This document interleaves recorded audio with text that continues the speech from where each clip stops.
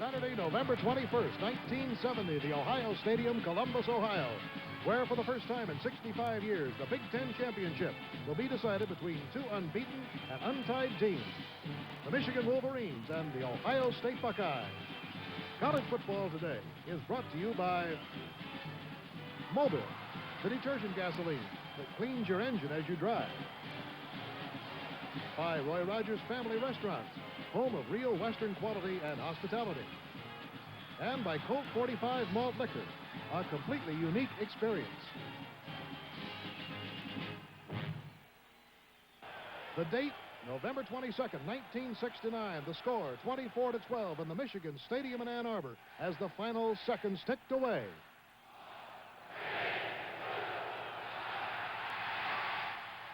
And there it is, what has to be the upset of the century. In this centennial year of college football, what a ball game we have seen here today. And the jubilation and cheering and celebration will go on long into the night in old Ann Arbor town. Someplace in that sea of players is Woody Hayes, his hat's off, bareheaded as he goes into the tunnel on the far side, certainly dejected. And Jim Mandich, the Michigan captain, tears of joy streaming down his cheeks. They have dethroned the mighty Buckeyes of Ohio State. They have captured a co-championship with the Big Ten, and they are going to the Rose Bowl with their heads high. It's now 365 days later. The scene has changed from the Michigan Stadium in Ann Arbor to the Ohio Stadium in Columbus, Ohio, the home ground of the Buckeyes of Ohio State.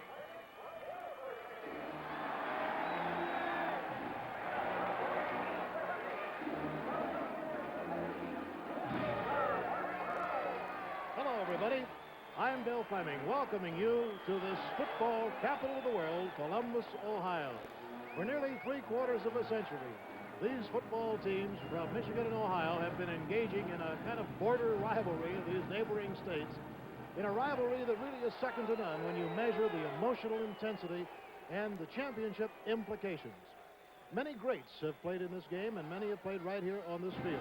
And I'd like to introduce to you a man right now who'll be working as our color commentator today, who closed out his college career as the captain of Michigan 30 years ago, Forrest Evashevsky. And Evie, I don't think there's anything really quite like playing here, is there?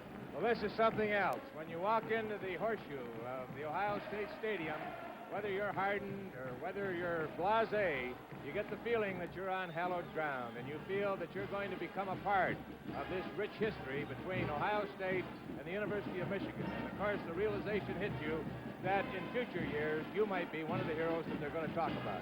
Right, and right now, the floating Block M by the University of Michigan band, led by William D. Ravelli, who indeed will close out his career today. He is retiring after this game as the director of bands for the University of Michigan after 36 years. And incidentally, Professor Ravelli's mother, 97 years old, is watching this game today in Coal City, Illinois, and undoubtedly is getting a great thrill from it.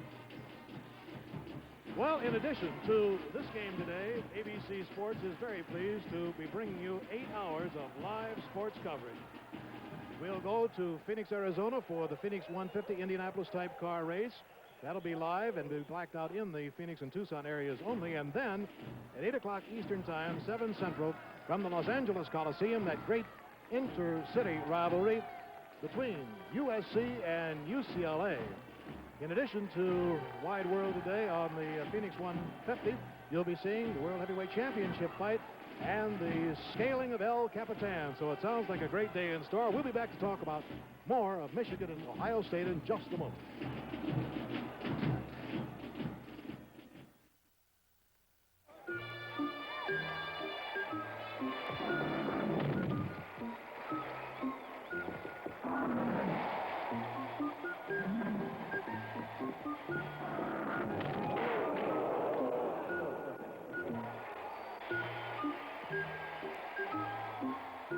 Colt 45 Malt Liquor, a completely unique experience.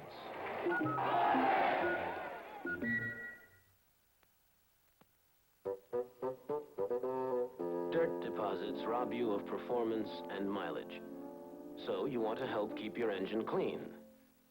But this just isn't the way. Mobil's engine detergent will reduce the buildup of harmful mileage-robbing deposits. So don't let excess dirt hurt your car's performance. Use Mobil detergent gasoline. It helps keep your engine clean. In its last two games, the Michigan Wolverines have really annihilated their opponents, scoring 97 points, which gives you an idea that they must have some kind of an offense, Effie. Well, the Wolverines started slowly with their offense, but they made some changes. They put Dowdy at wingback. They moved Seifert to fullback and Billy Taylor back to left halfback. And this is it. Here's Dowdy from the wingback position, number 22. And this made a great deal of difference in the Wolverine offense, and a great move by Coach Bo Schembechler. And then the old reliable Billy Taylor, one of the best running backs in football, number 42, got a great running base, and of course he made the offense go from his old position that he ran so well a year ago. He's a mighty happy young man scoring that touchdown. And of course Don Moorhead, who has directed this Wolverine attack, has been outstanding as a passer and also as a runner. And how about defensively? Well, Bo Schembechler, in his 2 years at the University of Michigan, is gaining the reputation as a defensive genius. And of course, yesterday, he surprised everybody. He's been a mysterious figure. He's kept the Wolverines hidden, but yesterday surprised everybody, moving into Columbus in a cold afternoon with a wind blowing, and was interviewed by ABC's Bill Fleming. He was telling about his plans and his feeling toward this great rivalry with the Buckeyes of Ohio State. And what a terrible day it was, too. You wouldn't believe, really, the contrast in weather. The wind yesterday was blowing 50 miles an hour, and it was in the darkness. Here was the interview. With me right now is the 1969 Coach of the Year, Bo Schembechler of Michigan, who had his finest hour just a year ago in the Michigan Stadium. And, of course, now it's a year later, and Michigan plays in the Ohio Stadium, and this has been a kind of a familiar spot to you, Bo, because you were an assistant in Ohio. Well, I worked here for 6 years under Woody, Bill, and I've been in many football games in this stadium, but never on the other side of the field. It's a different wrinkle, isn't it? Well, it sure is. You know, there's been some talk that perhaps you and Woody haven't gotten along. Is that really true? Is there any truth at all to it? No, that's not true at all, Bill. I think Woody's a great competitor, and anybody that competes against him, I won't be friends tomorrow, I'm sure of that. But we have a close personal relationship. I played for him. He started me in coaching. I worked under him. I spent a fourth of my life with him, really. So I would say we're fairly close. Is he predictable? Well, I don't think he's predictable in terms of, if you're talking about football. I don't know exactly what to expect from him tomorrow. He's got a great football team, as you well know, a great defense, and a wonderful offense that's capable of controlling the ball. And how much he'll throw the football will certainly depend on a lot of things, and one factor will be necessarily this wind, which is extremely strong right now. But I don't know. Of course, we know each other pretty well, that's for sure, but I don't know exactly what he's going to try to go against us tomorrow. Of course, both practices have been shrouded in secrecy, which would lead one to believe that both Michigan and Ohio State have surprises for each other. Well, it's a twofold purpose. Not only that, Bill, but the fact that there's so much pressure on these kids today in a ball game of this magnitude that if we can keep most people away from them, the press and the radio and the television, I think it helps them to concentrate on the game a little bit more. Well, one final question. How are you physically? In other words, you haven't been in a game since your heart attack back in Pasadena, first of the year, that had this much emotion. Do you have any worries about that at all? No, I'm not concerned about myself at all, Bill. I worked myself back into condition after the heart attack, and I feel good, and I'm in good shape. And we had some tough ball games at the beginning of the year, to be honest with you. If I was going to have any trouble, I'd have had it then. So I think I'll be all right physically. It's just my football team I'm concerned about. Well, the best of luck to you. Congratulations on a wonderful year up until now, regardless of what happens in this Michigan-Ohio game. Thank you, Bill. Bo Schembechler, the University of Michigan coach.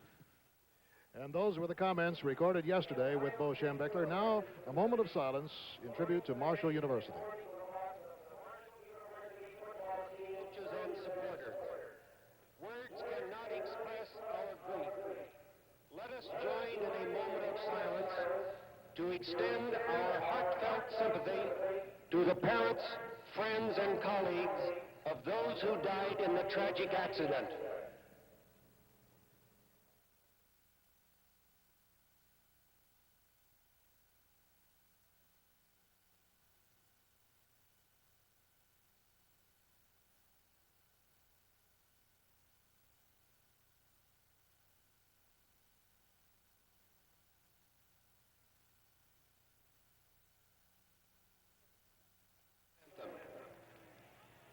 Now the Ohio State band, led by William D. Ravelli of Michigan, and our national anthem.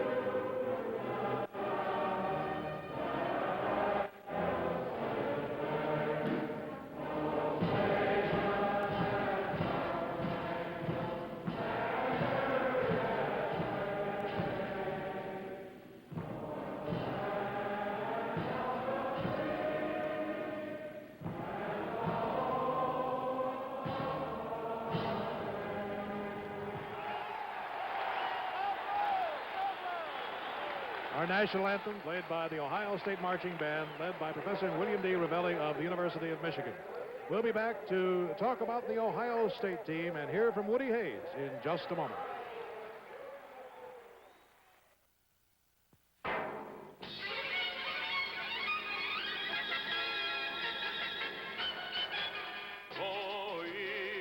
Roy Rogers is the name. Well, howdy, friends. You know, when it's big eating time, that's the time to head for one of my Roy Rogers restaurants with the whole family. You won't find better eating any place.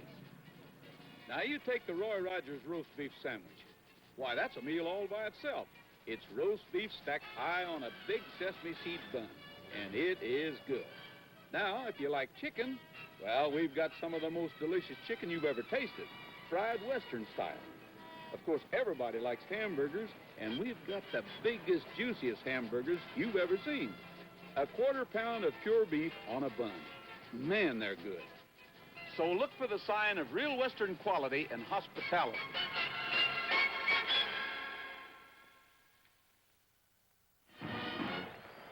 Yes, and they've been waiting an entire year for this moment here in the Ohio Stadium, and the cheerleaders, I think, are up for this one. Now let's talk about the Ohio State team, and the offense, Evie, has been a little bit behind the defense this year.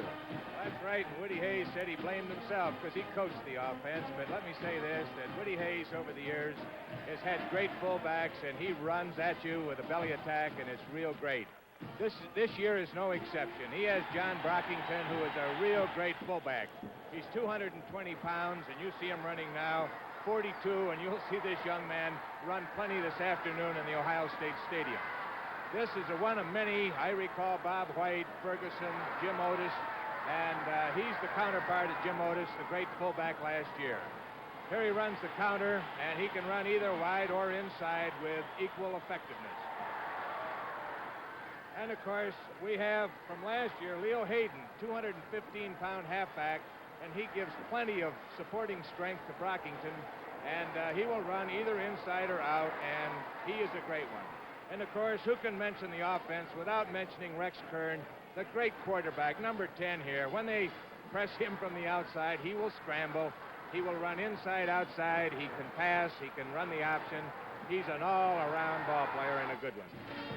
And as far as the defense is concerned, Ohio State has really been something, allowing, incidentally, Purdue last week only 3 first downs. In that game, one of the key plays was a 4th and 1.5 situation, which Purdue had to have. And at that point, you'll watch cornerback Jack Tatum come up and stop the ball carrier literally in midair. Watch it in slow motion. One can easily see why the coaches have said Jack Tatum is the greatest cornerback in football. The Purdue back has it, needs 1.5 yards. Tatum stops his momentum a 1/2 yard short. This meant victory for Ohio State and led to the scene that we have today in the Ohio State Stadium. Of course, last night we had a great tradition here, the senior tackle tradition, where the seniors said goodbye for the last time on the practice field to Coach Woody Hayes. After this ceremony, they went. Right now, we're looking at the script Ohio, which is a tradition also, Evie. In addition to the senior tackle, this is a big tradition with the band, spelling out Ohio in script on the side of the field.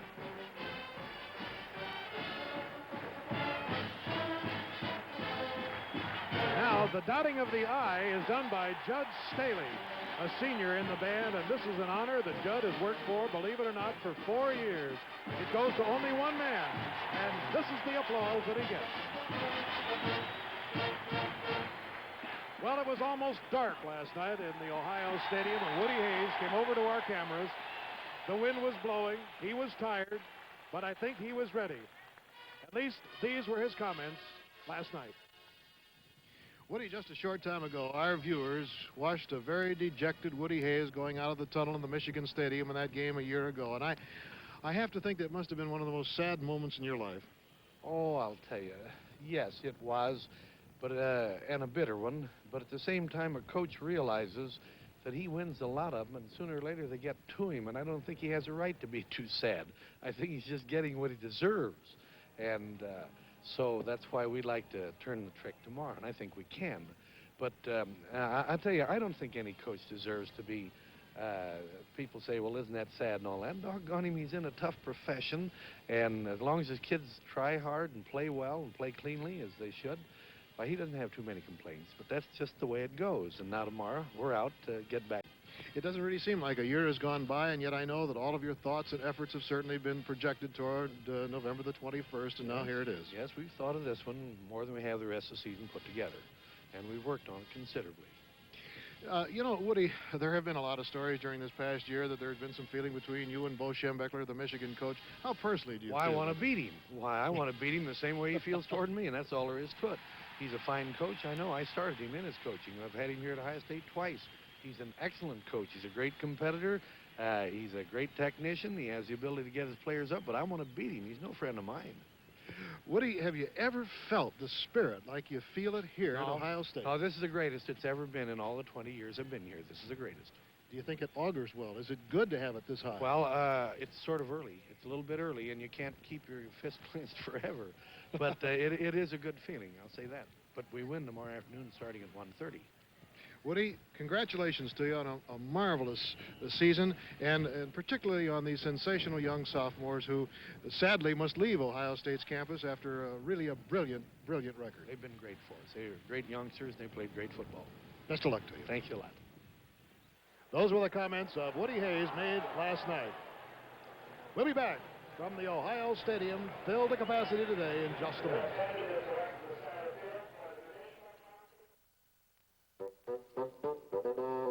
Dirt deposits rob you of performance and mileage. So you want to help keep your engine clean. But this just isn't the way. Mobil's engine detergent will reduce the buildup of harmful mileage-robbing deposits. So don't let excess dirt hurt your car's performance. Use Mobil detergent gasoline. It helps keep your engine clean.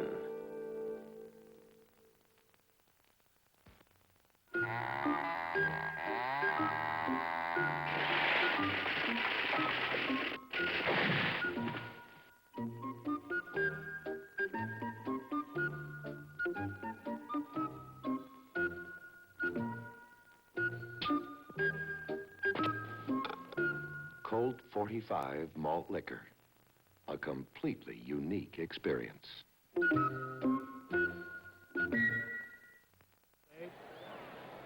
87,000 fans for this one in the Ohio Stadium in Columbus, Ohio. This has been college football today, and now this is Bill Fleming, along with Forrest Tomaszewski, inviting you to stay tuned for NCAA college football. Today's game featuring the Michigan Wolverines against the Ohio State Buckeyes in the battle for the Big Ten championship. See Lee J. Cobb on The Young Lawyers Monday nights on ABC.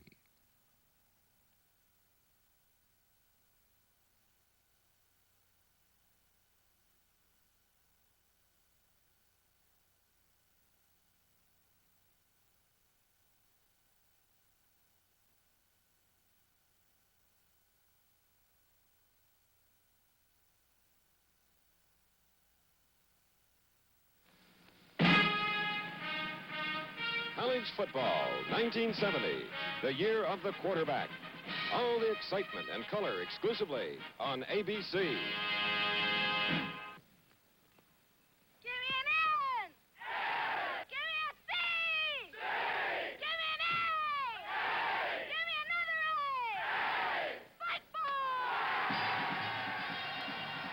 NCAA college football. In today's game, unbeaten, untied Michigan meets unbeaten, untied Ohio State for the Big Ten championship. This ABC Sports exclusive is brought to you by Black & Decker Power Tools. On the job or in the home, men who work with power tools know you can expect the best from Black & Decker for less than you'd expect. By REA Air Express. REA Air Express rides again with the fastest delivery of small shipments known to mankind. By Continental Insurance, the company that stands behind you and everything you own.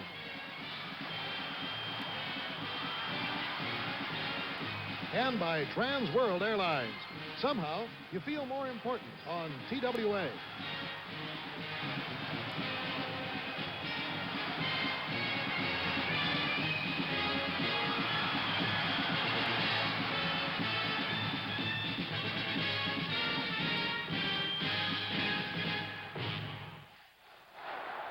This is the gigantic double-deck horseshoe stadium, the Ohio Stadium, built in 1922. At that time, the biggest football stadium west of the Yale Bowl. Today, a record crowd of 87,000 will mean that nearly 17 million fans will have watched college football here, and here come the Buckeyes. They were preceded by the Wolverines of Michigan. And when you count those 17 million fans, believe it or not, it's nearly equal to the entire population of the state of New York. Or put another way, as many people in the states of Michigan and Ohio combined. It'd be hard to estimate, however, the amount of noise generated here.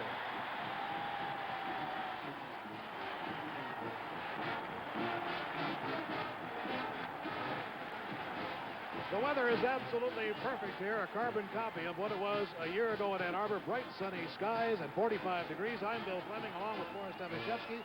Evie, we've talked about the emotional side. We've talked about the traditional side. Let's talk about the football side from the viewpoint of a former coach. As a coach, I would view this with a past record. You got to look at Ohio State, led by Rex Kearns, who's guided them to 26 victories out of the last 27 games. So therefore, you've got to look at the record and say, put the ball in the air. You've got to do something that is not conventional. You've got to deviate for the game plan. Against Michigan, with its slanting defense, you're going to have to run straight at them and then set up the running game with action passes of the great faker in Rex Kearns. So I think, in spite of the fact that Darrell Royal says when you pass, 3 things can happen, 2 of them are bad, you're going to find both Woody and Bo Schembechler putting the ball in the air a little bit more than they normally do. All right, and I think it's safe to say that we indeed can expect some surprises here today. As we mentioned before, the practices this week haven't been in ultimate secrecy, and so we are expecting a few new things from both sides here this afternoon. Now the fans filling into the stadium. You can see the band, the Michigan band and the Ohio State bands, of course, will be here performing at halftime. And I can guarantee you that it is going to be not only a great football game, but an awesome halftime spectacle. There's Bo Schembechler of Michigan, 40 pounds lighter than he was a year ago today. This game for, well, let's say 3 months has been completely sold out, but the surprising thing is ABC announced the television schedule back in March. This game was on the schedule from the very beginning.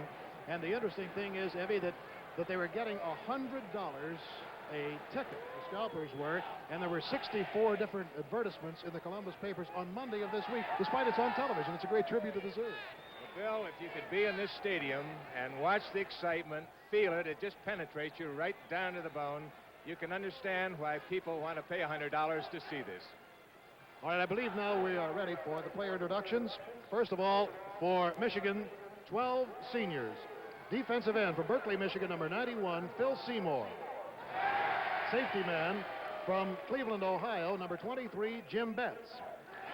At quarterback from South Haven, Michigan, number 27, Don Moorhead. At split end from South Haven, Michigan, number 80, Bill Harris. Split end from Flint, Michigan, number 30, Paul Staroba. Middle guard from Detroit, number 39, Henry Hill. Defensive tackle From Park Ridge, Illinois, 82, Pete Newell. Linebacker from Youngstown, Ohio, number 97, Ed Moore. Linebacker from Toledo, Ohio, number 70, Marty Huff. Fullback from Trenton, Michigan, number 45, Lance Scheffler. Offensive tackle from Cincinnati, number 71, Jack Harpring. Offensive tackle from Canton, Ohio, number 72, Dan Deerdorf. Defensive tackle from Alliance, Ohio, number 78, Dick McCoy. Wingback from Franklin, Ohio, number 28, Bill Baruti. And the head coach, Bo Schembechler.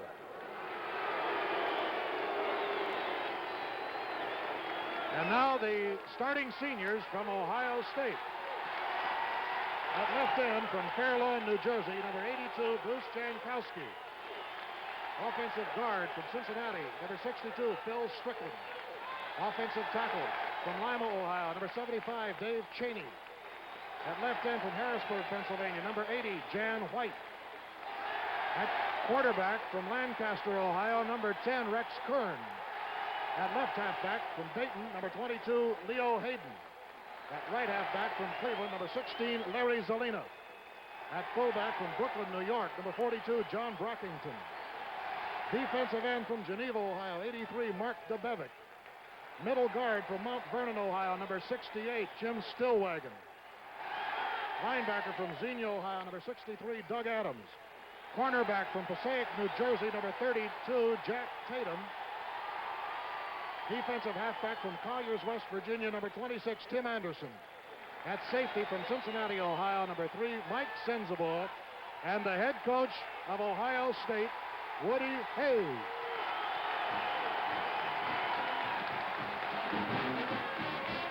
Pre-game activities have been concluded. We'll be back for the opening kickoff here in the Ohio Stadium in Columbus, Ohio.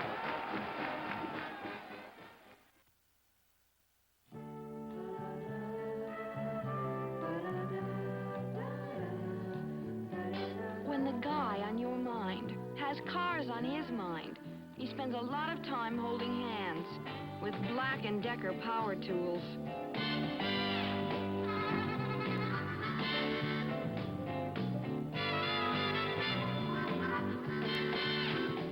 Maybe I'll come back as a car. Well, it's a good picture of a pout, all personality. Maybe he wants more money. Laughing time, Buster. Quack, quack. Do you know any jokes he hasn't heard?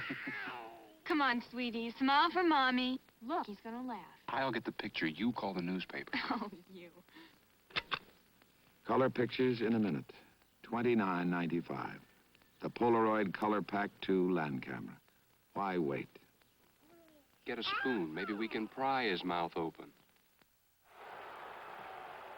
Michigan won the toss and elected to receive. Will defend the goal line to our left. Bo Rather is the deep man that you look at there. And number 88, Stan White, will kick off. Ohio State will have the wind to its back here in the first quarter. And here we go. It's been a long year for the Buckeyes. The revenge crusade begins in a matter of seconds. It's a wobbly kick. Coming down to Lance Scheffler of Michigan at the 20. He's missed, fumbles the ball, and it's covered at the 26-yard line by Ohio State.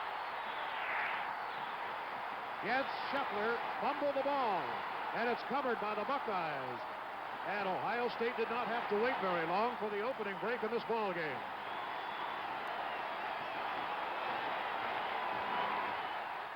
Offensively, the Buckeyes there with Jan White, Dave Cheney, Dick Kuhn, Tom DeLone, Phil Strickland, John Hicks, Bruce Jankowski, the backfield, Kern, Hayden, Brockington, Campana.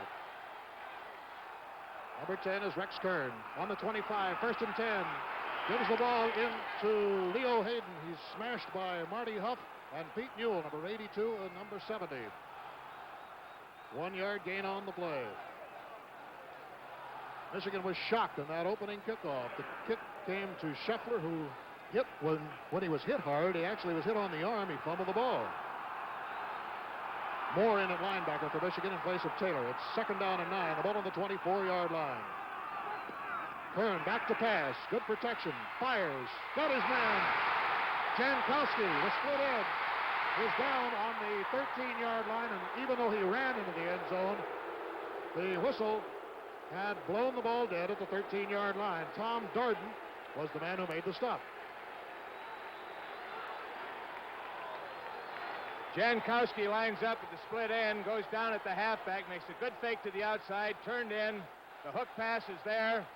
His knee hit the ground. They blew it dead at the 13.5-yard line. The ball is on the 13.5, and it's 1st and 10 for the Buckeyes. No score. We've just begun. The Bucks have the early break. Fumble. Kern covers it at the 16-yard line. Pete Newell in there quickly, number 82, to cover Kern. And I can imagine, Evie, that the Hearts are beating at a rather rapid pace right now.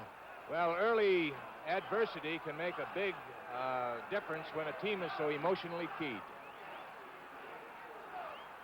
It's 2nd down, a loss of 2 on the play. The ball is on the 16-yard line. It's 2nd and 12 for Ohio State. Michigan in the white uniforms today, their traditional away-from-home uniforms. Ohio State in the scarlet and gray, and here is Kern. He fakes the pass. Michigan closes in, but he gets inside the 15 down to the 13-yard line. Michigan recovering quickly as Mike Keller and Tom Darden stop Kern.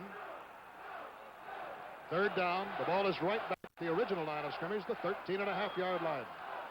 Rex Kern drops back to pass. We've talked about this when he's rushed. He found an opening. His receivers were well covered. He ran off tackle back to the 13.5-yard line. Tom Campana coming in, getting there just a little late, but does manage to get set before the snap. And the hit is to Hayden at the 10-yard line. Frank Gussick brought him down, and it brings up a 4th down for Ohio State and 6.5 yards to go. Number 1, Freddie Schramm, has gone in the lineup. And, of course, he is the hero of last week's game when Ohio State beat Purdue in the last 2 minutes and 4 seconds of play with a 30-yard field goal. Campana will hold, and the ball will be placed down at about the 18-yard line, making a 28-yard attempt. The wind to his back, and he lets it go. It is up, and it is good, and Ohio State has scored the first blood in the ball game. The Buckeyes lead Michigan 3-0, and less than 3 minutes have gone by. Timeout here in the Ohio Stadium in Columbus, Ohio.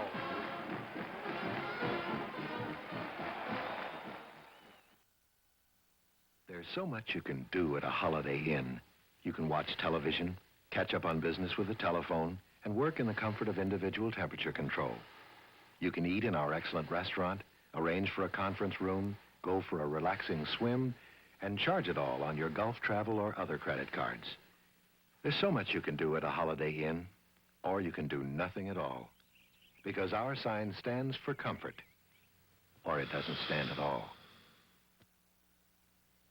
REA Express rides again.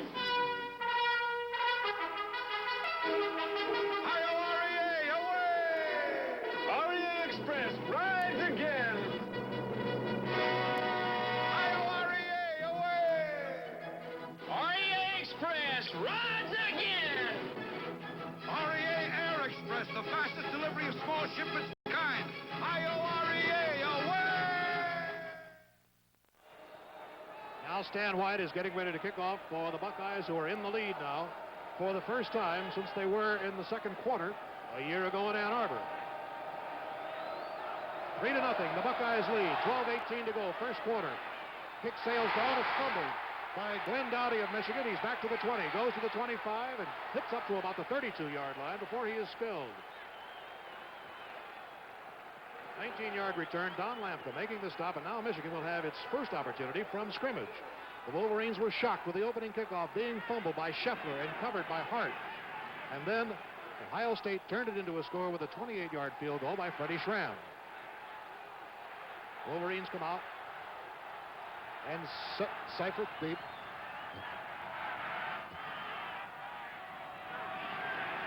Moorhead hands the ball off. Billy Taylor slips and falls. No gain.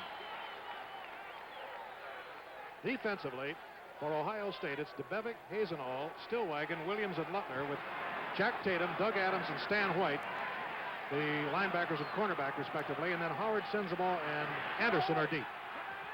It's 2nd and 10 for Michigan. Moorhead, the quarterback. Bill Harris is out wide to the left, and Moorhead goes to the air. Throws it to Taylor. He can't hold on to it. It'll be third down. And I do believe, Evie, that Michigan seems as jittery and jumpy as I've ever seen them. This is what a coach worries about in a game that's so highly emotional. So far, there have been 4 mistakes, all physical, of course. The fumble on the kickoff. Dowdy fumbled again. He slipped. Taylor slipped, and that time Moorhead overthrew Taylor, who was all alone in the flat. But I think they'll settle down in a minute after this excitement wears off. Moorhead, the quarterback, you can see his total record surpassing Bob Champius's mark. Here's a 3rd and 10 situation. Moorhead fires to Taylor. He takes it, sidesteps one man, and goes to the 47-yard line. It'll be a first down for the Wolverines. Jack Tatum making the stop on the play. And so Michigan has its first down of the afternoon, trailing 3-0 here with 11 minutes and 31 seconds to go in the first quarter. Don Moorhead made a very smart call. Taylor was open the time before. He overthrew him. He came right back with the same play. It paid dividends. First down on the 46-yard line. The backfield has Moorhead at quarter. Taylor, Dowdy, Seifert are the other men. Staroba is out, and Taylor on the cutback has a hard time getting his footage and goes to about the 47. I might mention that Michigan plays its home games on artificial turf in the Michigan Stadium, and this is nature's own green grass here in Columbus, Ohio. Evie, I don't know whether that makes any difference or not. Well, the mod sod takes a lot of getting used to, but I think you can make the transition much better going back this way to real side. A 2nd and 10 situation for the Wolverines, who trail 3-0. Moorhead back. It's caught by Dowdy at the 44-yard line, and a marker is down. Anderson, number 26, covering on the play, and the interference sign goes up against Ohio State. Automatic first down. It'll be at the 44-yard line, and that is the first penetration that Michigan has made into the scarlet and gray territory. One thing about Ohio State is they very seldom ever defeat themselves. You have to beat them. I played Woody Hayes 6 times when the title was involved, or the national title, and in those 6 games, the Buckeyes had 1 major penalty. 3-0. Let's take a look at it again. Here we are, and there's the hit just before Dowdy caught the ball. The only difference is it's the first down. They gained about a half a yard on that particular call because otherwise they would have had to run for it. First down is the result of the penalty. First down on the 43-yard line of Ohio State. Michigan trails 3-0. Dowdy is lined up, or Seifert is right ahead of Taylor. That's the blast play, really, that carries through a good opening in the line, and Billy Taylor carries it through. Let me just mention the offensive line here of Michigan. Men who have played together, for most of them, for 3 years. We have Staroba, Harpering, McKenzie, Murdoch, Coyle, a sophomore who is in there in place of Werner Hall, who's injured, and then Deerdorf, who was named to 2 All-America teams today, and Paul Seymour. 2nd down and 5. Ball on the 37.5-yard line of Ohio State. Ohio massing for the defensive attack, stops Michigan for a 3 or 4 yard loss, and it was Jack Tatum, I believe you will find, who led that charge. Seifert down on the 41-yard line. Schumacher coming in the lineup for the Wolverines for Dowdy. Here's a 3rd down situation and 8 on the 41-yard line, and a big play for Michigan, trailing 3-0 in the first quarter. Moorhead goes to Taylor. Goes to the 36. A good defensive move by Ohio State, as the man covering on the play was Stan White, number 88. Wouldn't be faked out of position. So now a 4th down. About 3.5 yards to go.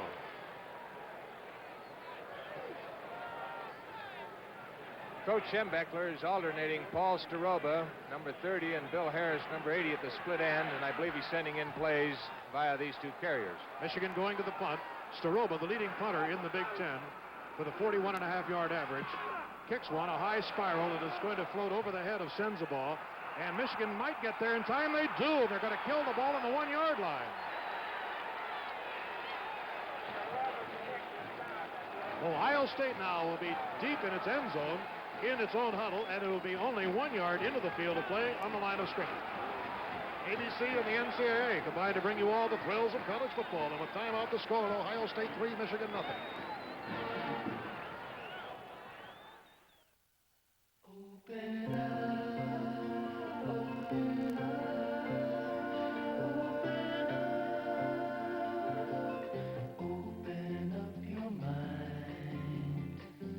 Open wide your eyes, open up and find a new sunrise. Open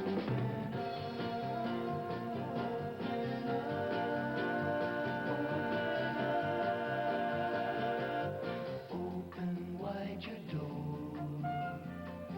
Let the light come in, open up and pour. Now's the day, begin. Open up. Easy open cans and twist off caps. We help you open up.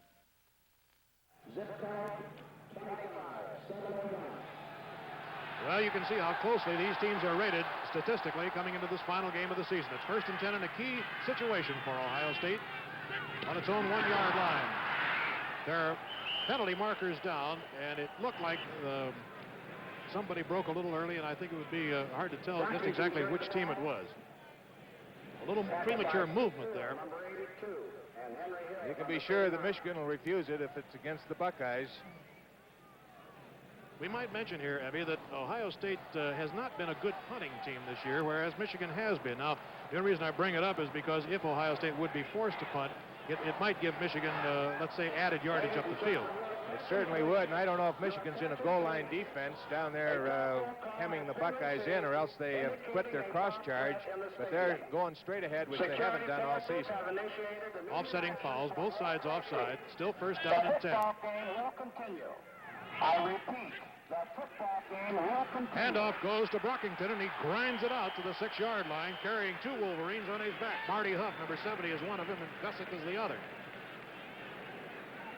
So it makes it a 2nd and 5 on the 6. That's what Ohio State does best and has done best for the last 20 years. This, the 20th year of head coaching for Woody Hayes. He has a personal record over Michigan of 12 victories and 7 defeats. Right now, the score, 3-0. In case you joined us a little bit late, Michigan fumbled the opening kickoff. It was recovered by Ohio State on the 25. The Buckeyes moved to the 18, and from there, Freddie Schramm kicked a 28-yard field goal, and that's how Ohio State has its 3 points. We did happen to notice that Jim Stillwagon limped off the field a little bit earlier, the outstanding All-America middle guard for Ohio State, and of course, Ohio being on offense now, we have no opportunity to check to see if Stillwagon will be in there, but we might just make a note of it. I think you'll find a lot of John Brockington, and I'd like to say this. When I was coaching, I thought, and a lot of my colleagues shared the opinion, that Woody Hayes can hit an offensive point more ways with different blocking than any other coach in football. A sad note here, we would like to mention that the NCAA joins people everywhere in mourning the loss of Marshall University players, coaches, officials, and fans who were killed in last Saturday's tragic plane crash. And we of the NCAA and ABC extend all of our deepest sympathies to their surviving families and friends. And now with a 2nd and 5, the ball on the 6. Ohio State leading 3-0. Up they come, the scarlet and gray against the maize and blue. Handoff goes to Brockington, hit by a hard tackle, Marty Huff, and Phil Seymour, number 91. Short of the 1st down by 2 yards. This is Brockington in action again. Gets the handoff from Kern. He'll read the block of his left tackle, and he reads it very well. Just shy of a 1st down, about a yard short. It's 3rd down and 2. The ball is on the 9. Brockington slams over his own left tackle and gets the 1st down.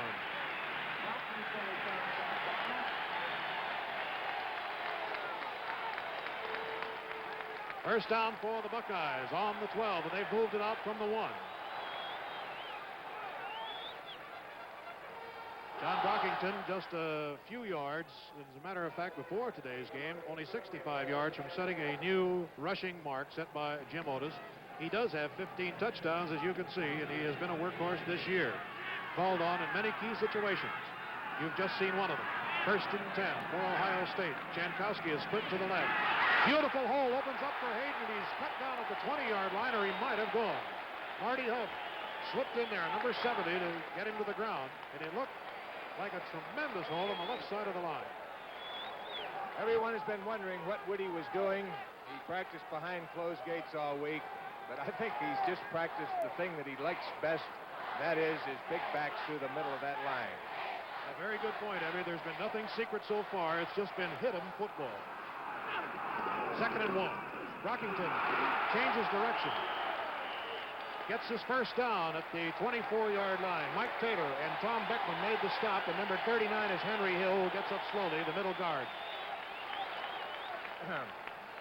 Brockington is a great back, but also Hayden is one, and he's 215 pounds, and he will move just as well inside or outside. You're going to see a lot of these two runners. I think they're going to get sick of watching Brockington and Hayden. 1st and 10, the ball on the 25-yard line. The ball is slipped to Hayden. He gets to the 30 and is pulled down on the 31-yard line. I think you have noticed what a beautiful job Ohio State does of masking the intent, hiding the ball. And Kern has been one of the great sleight of hand artists to play the quarterback position in intercollegiate football. This is his final game today, and Woody did predict that his magic with the football would be one of the telling stories of the game. Jankowski out wide to the right as the split end. Brockington again. It seems quite apparent that the game plan of Ohio State is starting to unravel. Apparently, they're anticipating a cross charge. They're trying to cut one man off and send Brockington or Hayden right at the defensive man. And I think you're going to see power football by Ohio State this afternoon. Tom Campana in at the right halfback spot, number 24. It's 3rd down and 2. The ball is on the 32-yard line. Hand off to Brockington. He keeps on driving to the 40-yard line. And it took a tackle by Bruce Elliott to stop him.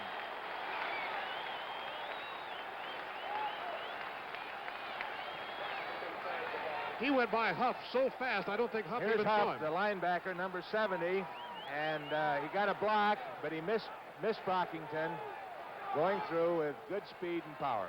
1st down for the Buckeyes on the 40-yard line. They've moved it out from their own 1.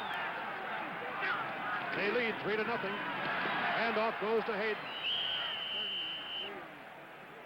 Mike Taylor making the stop, number 33 of Michigan. Watch Kern here. It doesn't pay to be a quarterback and fake too well. Rex Kern does a good job, starts out, and he catches it by the defensive right end. I guess that was Pete Newell who got him. 2nd down and 8. The ball on the 41-yard line. Ohio State is leading 3-0.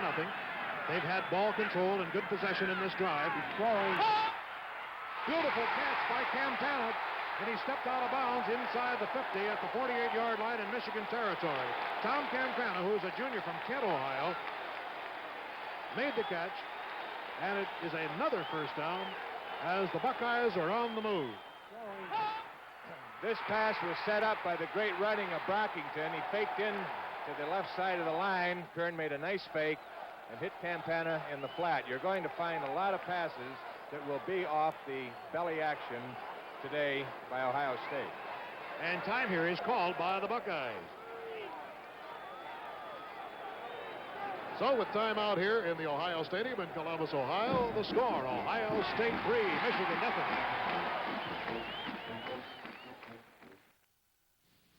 This is the new Chevelle. You can count the reasons why it's America's most popular mid-size car. 1, body by Fisher. 2, hideaway windshield wipers.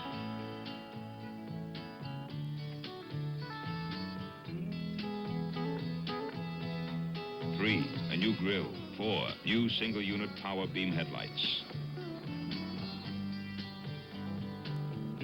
5, protective side guard door beams. 6, inner fenders. 7, full coil suspension.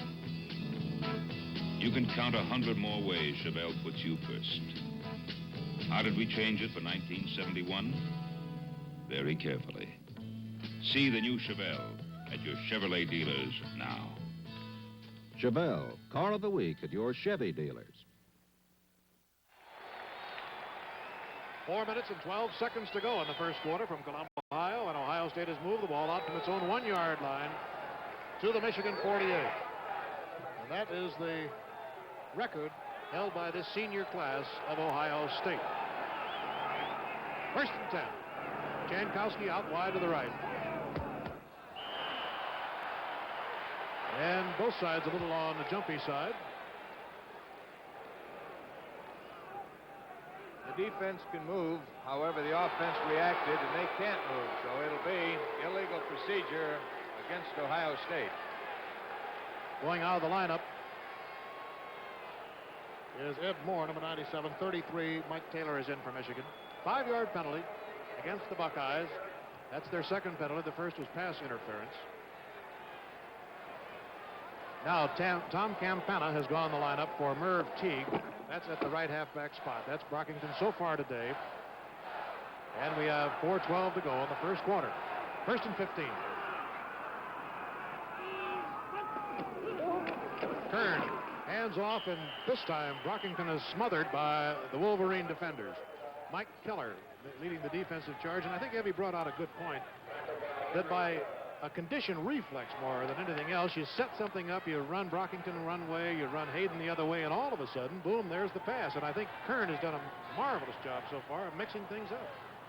Well, he has, and Huff of Michigan, a left linebacker, has played one great game so far. Marty Huff has been in on about 3 consecutive tackles.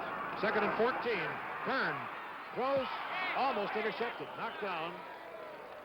It was intended for Campana.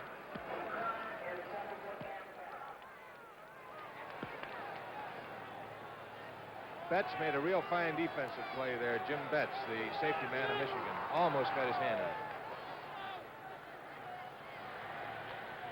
Third down and 14. The ball is on the 48-yard line. Ohio State leads 3-0 on a 28-yard field goal by Fred Schramm. And now, with a third and 14, it's a key situation for the Buckeyes. Jankowski out wide to the right. Ball is given to Hayden, gets across midfield, and he's upended by Gussick in Michigan territory, but it's not enough for the first down. It only gets to about the 47-yard line. And so, with a fourth down coming up and about 7 or 8 yards to go, Michigan might be anticipating here they'll get the football again. Absolutely perfect day for this football game. Temperature about 45 degrees, bright sunshine. Garden going back, number 35, along with Bruce Elliott. Gary Lagos is the punter, averaging 35 yards a kick. This is a high kick, not a very long one.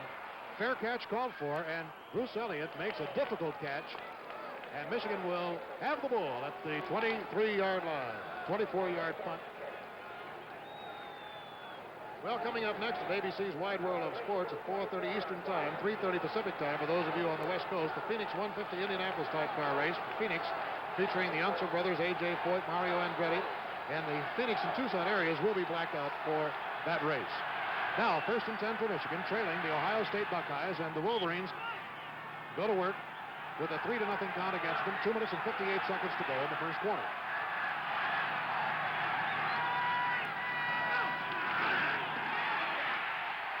Gain of a yard at most. Billy Taylor swarmed on, and the defensive charge led by Stillwagon, who obviously was not hurt seriously, and Stan White.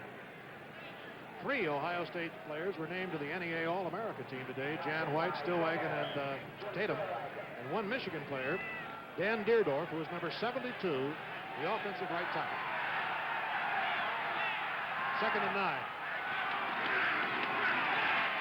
Moorhead keeps.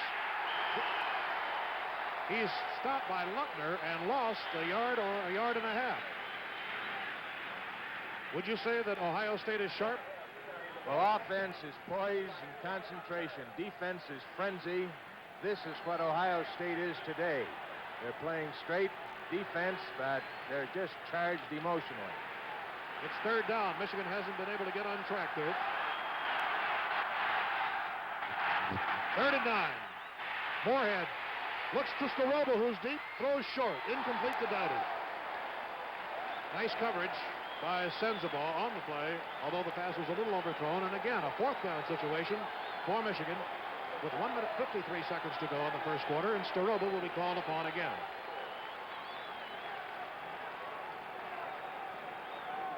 Don Lampkin, number 19, going into the lineup for Stillwagon. And Tatum comes out. Staroba will be punting this from about the 15-yard line. The line of scrimmage is the 24.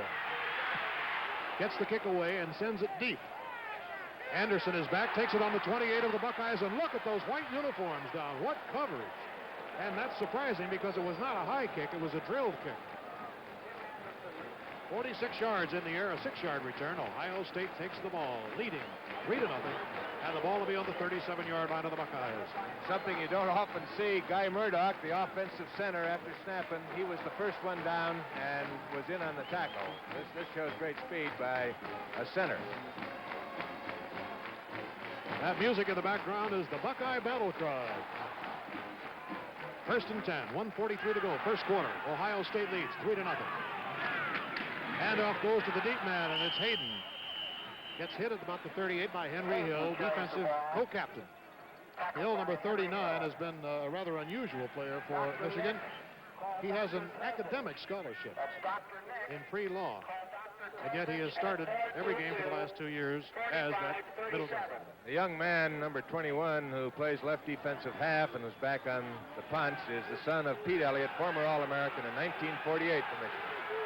2nd and 9 for Ohio State. The ball on the 38-yard line in Ohio State territory, and Kern down the middle. It's intercepted by Betts of Michigan. He goes to the 30, goes to the 20, to the 19, to the 18-yard line, and the Wolverines now have gotten their first break of the ball game as Dave Cheney brought him down. A 27-yard return by Jim Betts, a senior from Cleveland, Ohio, a former quarterback who gives the Wolverine their first advantageous field position this afternoon. This was the difference in the 1969 game. Michigan stole 6 passes against Ohio State, and this was the difference. We can see this. Kearns throws, and Betts comes in from the safety position. He almost broke the other one up a few minutes ago, and here it is. 1st and 10, and Taylor gets down to the 15-yard line, just bowling his way through the Ohio State scarlet and gray defenders as Stan White, number 88, made the stop on him, and the ball will be placed right on the 15-yard line. Checking into the lineup is Jerry Schumacher, coming in as the tight end. And number 22, Dowdy, goes out. Those are just little medallions, football medallions, given for excellence by Coach Bo Schembechler. Moorhead. What a charge by DeBevick, number 83, who came in and forced Moorhead to make that jab step inside where he really didn't want to go. And, of course, he was dropped after only about 1.5 yards. So the Wolverines, with 15 seconds to go in the first quarter, may decide not to put this play into effect because of the win factor here. There's Betts resting for a moment, and with only 3 seconds to go, 1 second to go, Moorhead calls time. The only thing I can figure out, Evie, is that he wasn't really conscious of the fact that there was only a second to go until the quarter, and used one of his 4 timeouts. Moorhead will trot over to the Michigan bench, and we'll get a look at Bo Schembechler, who is over on the far side. He might have done that. Say a word to him. He might have done it, Bill, if he were going the other way, because by calling timeout, he would have had the wind. But this way, the wind is at his face, and I agree. I don't think he realized that we were as close to the quarter as we are. Let's just let you listen to some of this music and noise that is unparalleled anyplace.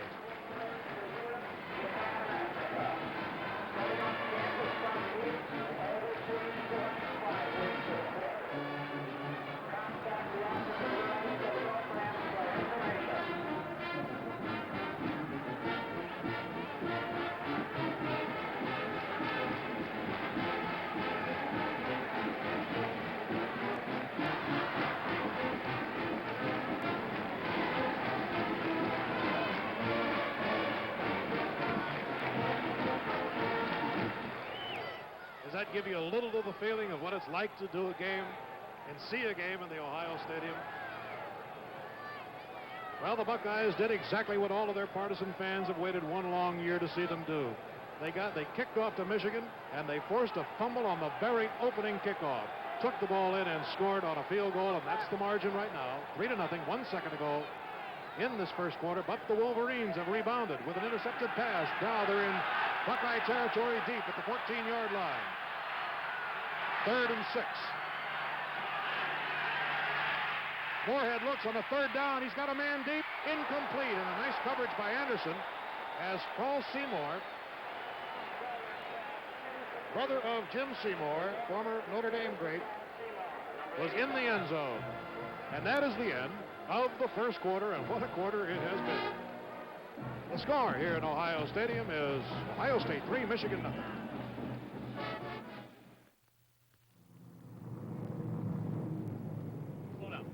Continental Insurance Claim Report number 31451. Adjuster on scene, T. Duke.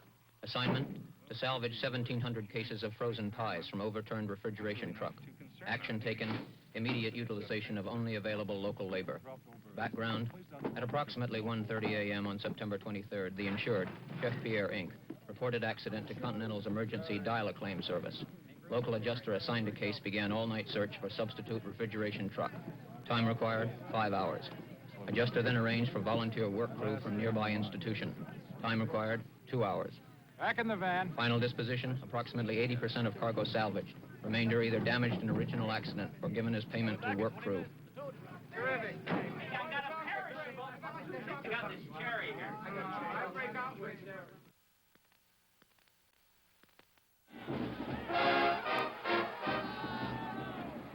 Now it is 4th and 6, and in the lineup is Dana Coyne from Pontiac, Michigan, who is going to try a field goal. His average hasn't been too good this year. This will be a 31-yard attempt. He's kicked 4 out of 12 so far. This one is up, however, and it's on its way. It's good, and we have a tie ball game. As the Wolverines, on the first play of the second quarter, with only 3 seconds gone by, have tied it up. We pause now 5 seconds to allow local stations to identify themselves.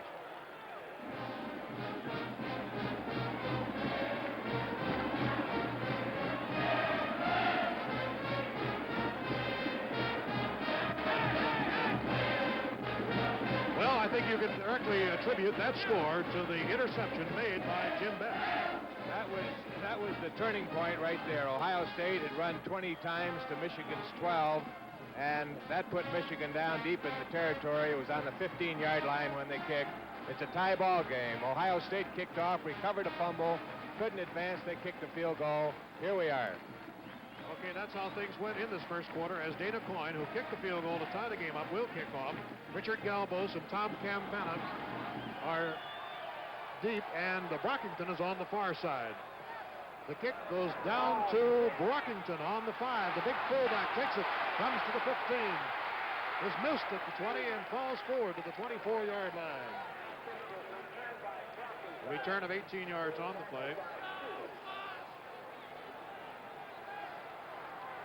Ball placed down where his knee touched at the 23, and so the Buckeyes, dressed in their scarlet and gray uniforms, the home uniforms of Ohio State, against the white-clad Warriors of Michigan, with the score tied now, 3-3. Just beginning the second quarter, 1st and 10. This is Kern, shovels it back to Hayden on the sweep.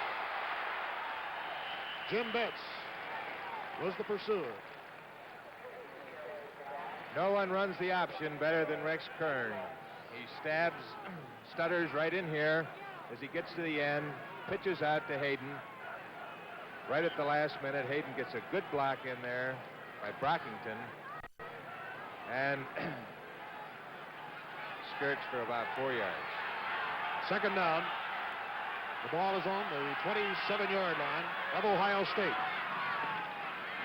Handoff goes to Brockington, makes a nice little go. It's Hayden, makes a nice little move. And one thing that all these Ohio State runners are doing today is they seem to be reacting so quickly to a closed hole. They seem to be going back or being able to adjust. That's why they're reading the defense of Michigan. Michigan started to go back to the slant line, and they're stunning, and I think you'll find more and more of this by the Buckeyes of Ohio State. It's third down and 3 now. The ball is on the 30. Ohio State and Michigan are tied in the second quarter, 3-3.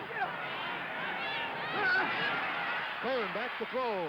Hits his man. It's Parkington, and it's well diagnosed by Ed Moore, linebacker of Michigan, number 97. Gain of only about a yard on the play. And that, indeed, was a very big play defensively because it brings up a fourth down and about 3 yards to go. Well, everybody talks about the running attack of Ohio State. They forget that Woody Hayes in 1951 and 2 led the conference in passing. Here's Gary Lagos back in punt formation. Michigan sending Elliott and Darden back as the twin safeties. Ball almost tipped. Comes up, short kick, bounces right on midfield, and the Wolverines, with that good coverage by Ohio, do not want to even move close to it, so it rolls dead pretty close to the 40.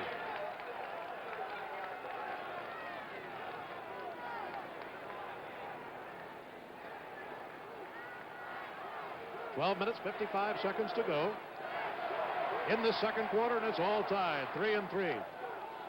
This is NCAA college football. Timeout. The score, Ohio State 3, Michigan 3.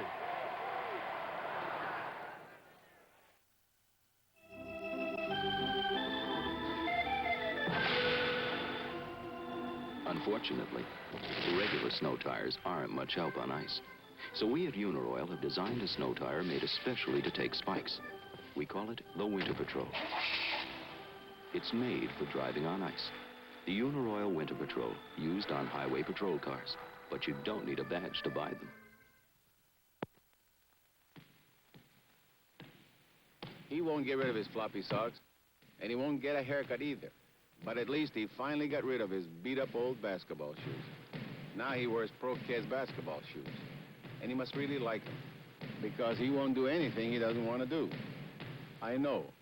I'm his father.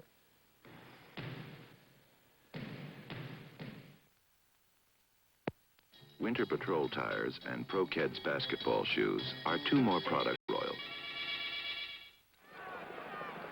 Michigan first and 10. The ball is on the 39-yard line of the Wolverines. Moorhead hands to Billy Taylor.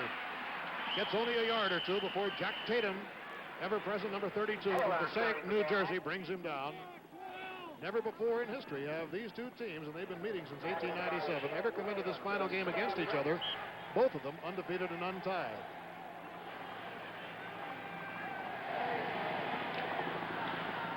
And there's a first quarter score in the Harvard-Yale game, and we'll be bringing up to date on all the scores this afternoon. And I rather imagine there have been some interest in the other stadiums around the country when they got that 3-0 Ohio State over Michigan score broadcast there.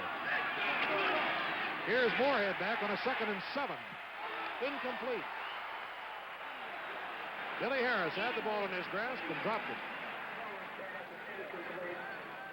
That was the first time the bootleg was shown.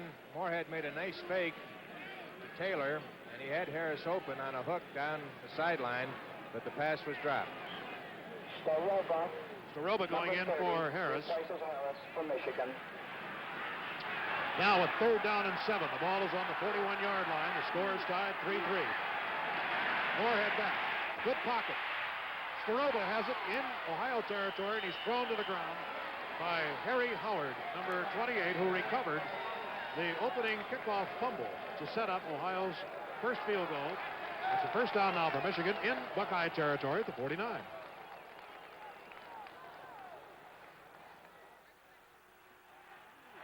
Staroba's a split end on that. He runs down, fakes to the sideline. Hook pass almost caught by Anderson, but good for the first down. Moorhead gives to Taylor. The hole was open outside of him, but he ran a little bit too much inside, just couldn't quite change direction quick enough, and is cut down after only about a yard. Bill Fleming, today we have 5 All-Americans on the field. Stillwagon, White, and Tatum from Ohio State, and Hill and Deerdorf for the University of Michigan. And I believe only the first 2 All-America teams have come out. NEA right. and the Football News was announced today. 11 minutes, 25 seconds to go. The ball is on the 48-yard line in Ohio State territory. The Wolverines in possession. 2nd and 9. Here's Moorhead. Throws. And there is a marker down at the 35-yard line, and we hesitate to call these because sometimes it can be offensive interference. You remember, each man has an opportunity to get that ball when it's in the air, and is offensive interference. It was pushing off. I think it was Staroba down there, or I guess it was Harris. Went down, and it was on Tatum, pushed off, and Tatum fell down.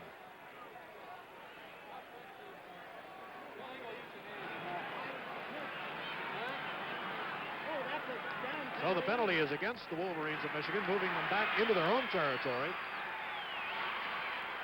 And it'll be placed down on about the 37-yard line.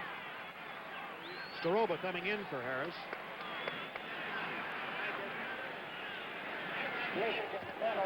So now Michigan must go to the 39-yard line of Ohio State. That's a loss of down signal, by the way, that we just had. The two hands clasped behind the head. Loss of down. Third down. Third and 24.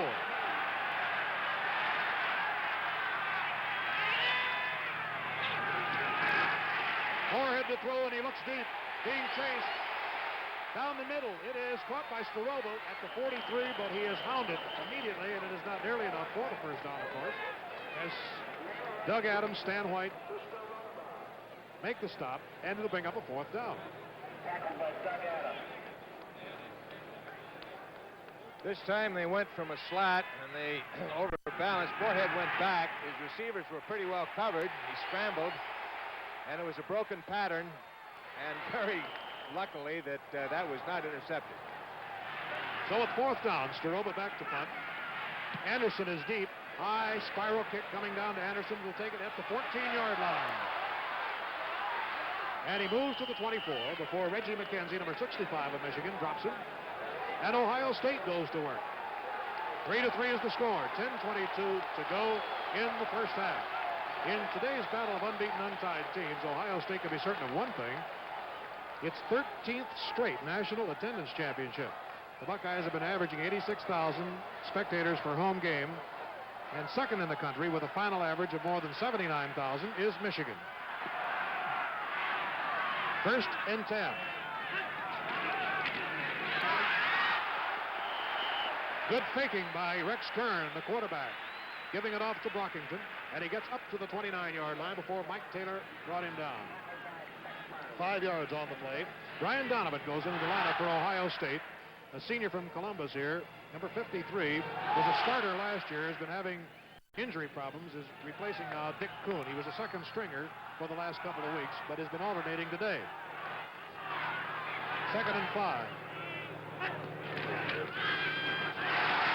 Brockington, the blockbuster, up to the 36, and Phil Seymour dropped him. This again, they're running straight at the linemen, and Ohio State has dominated the offensive attack, and Michigan has dominated the kicking game, which has offset the yardage gained by the Buckeyes of Ohio State. I believe that Michigan has gained about 45 yards on their kicking game. Ohio State picking up its 6th first down. Michigan has 3. First and 10. Handoff goes to Hayden, and he bounces off tacklers to the 41-yard line as Henry Hill, number 39, and Jim Betts, 23, along with Darden, 35, brought him down. Watch the handoff by Rex Kern, the quarterback.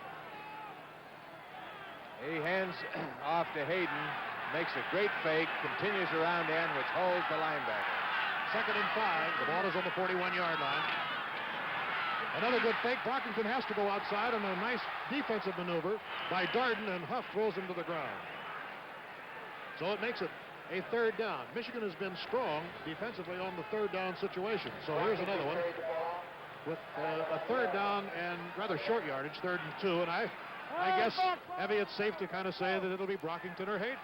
Well, I'm going to hazard a guess and say after the interception by Betts that Woody Hayes has said, stay on the ground until we definitely have to throw. Third down and 2. The ball on the 42.5-yard line. And it was stopped short, I believe. It was Brockington, and Pete Newell, defensive right tackle, a senior from Park Ridge, Illinois, ganged up in there along with number 33, Mike Taylor, and there's Bo Schembecker looking from the sidelines. It'll be 4th down. Short yard to go. And Lagos has gone in for Ohio State. And Ohio State now trying to go to the Rose Bowl with a victory here today. Naturally is interested in what Northwestern is doing, as is everybody. Northwestern leading Michigan State 10-0.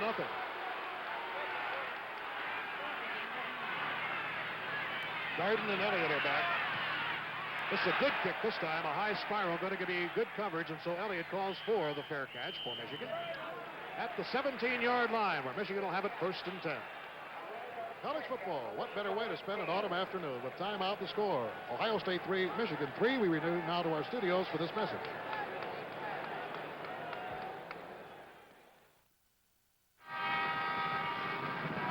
Jones, if that shipment doesn't get here this morning, I'll have your job. I hope they used REA Air Express. I hope. Picked it up yesterday. Got it here this morning. Call me anytime. Silver bullet. Who was that man? Hi, REA. Away. REA Air Express rides again. REA Air Express, the fastest delivery of small shipments known to mankind. Hi-yo, REA, away! Married 1 whole year. Happy anniversary, darling. Yeah, I've got to correct you on something. My cooking? Your grammar. Winston tastes good like a cigarette should. What do you want? Good grammar or good taste? I want you to stop calling your mother every day. Twice a week. I'll smoke to that. Pardon our grammar, but Winston tastes good like a cigarette should. And now with 7 minutes and 40 seconds to go in the first half, and the score tied 3-3. Michigan goes to work on the 17-yard line. Moorhead, number 27, pitches back to Billy Taylor. The Buckeyes are there to meet him, and he barely gets back to the line of scrimmage. What a defensive charge. I'd say that Esko Sarkinen has done quite a scouting job for Ohio State against Michigan. Well, he's done this for years. They're trying to run the flanks with Taylor. And that time, they were in a different defense, and they had taken the flank completely away. Number 79 making that stop was Shad Williams, defensive right tackle. And it's a 2nd and 10 on the 17. Moorhead throws. It is incomplete. Balsteroba had the ball, but he was hit just at the right time after he had touched the ball, and the timing was perfect by the defensive back, Harry Howard. So it'll be 3rd and 10. In case you joined us just a little bit late, Ohio State forced Michigan to fumble on the opening kickoff, recovered the ball, moved down, kicked the field goal. Then the Wolverines intercepted a pass, and in the first play of the second quarter, the Wolverines kicked the field goal. That's been the scoring, 3-3. 3rd and 10, 17-yard line. Draw play, and Billy Taylor gets up to about the 24 before he is dropped by Doug Adams, senior linebacker from Xenia, Ohio. It'll be 4th down and about 3. Both teams have been tough defensively on those 3rd down plays. Trotting back is Tim Anderson as a single safety. There's kind of an interesting score. Cincinnati leading Miami of Ohio 5-0. Miami of Ohio, the place where Bo Schembechler coached before he came to Michigan 2 years ago.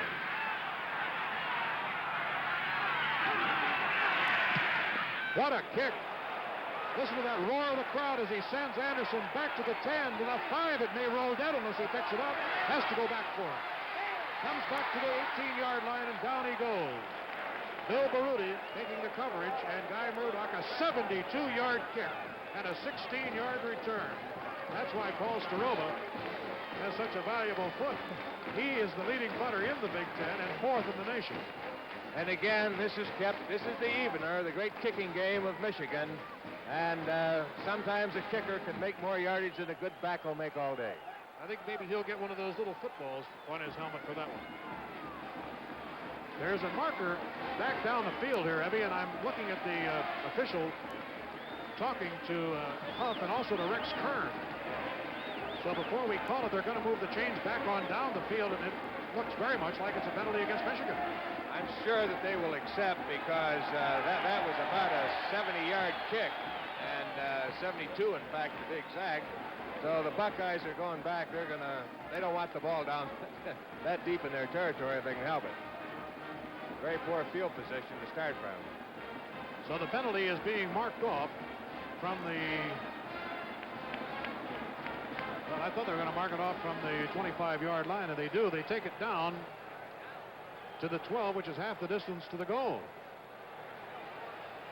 Personal foul. Face mask foul against Michigan. So now it is 4th down, but long yardage, about 16 or 17.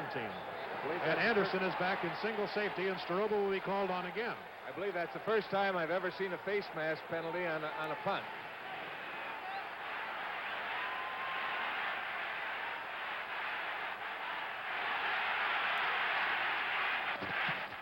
This one isn't nearly as long. It's a driving kick that takes to Anderson at the 45.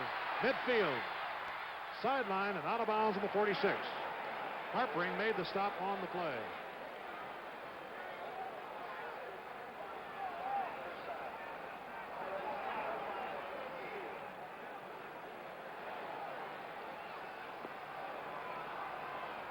First down for Ohio State. They have the ball in Michigan territory at the 47-yard line instead of way back in their own territory inside the 20. So that penalty certainly was costly, as much as 45 yards to Michigan.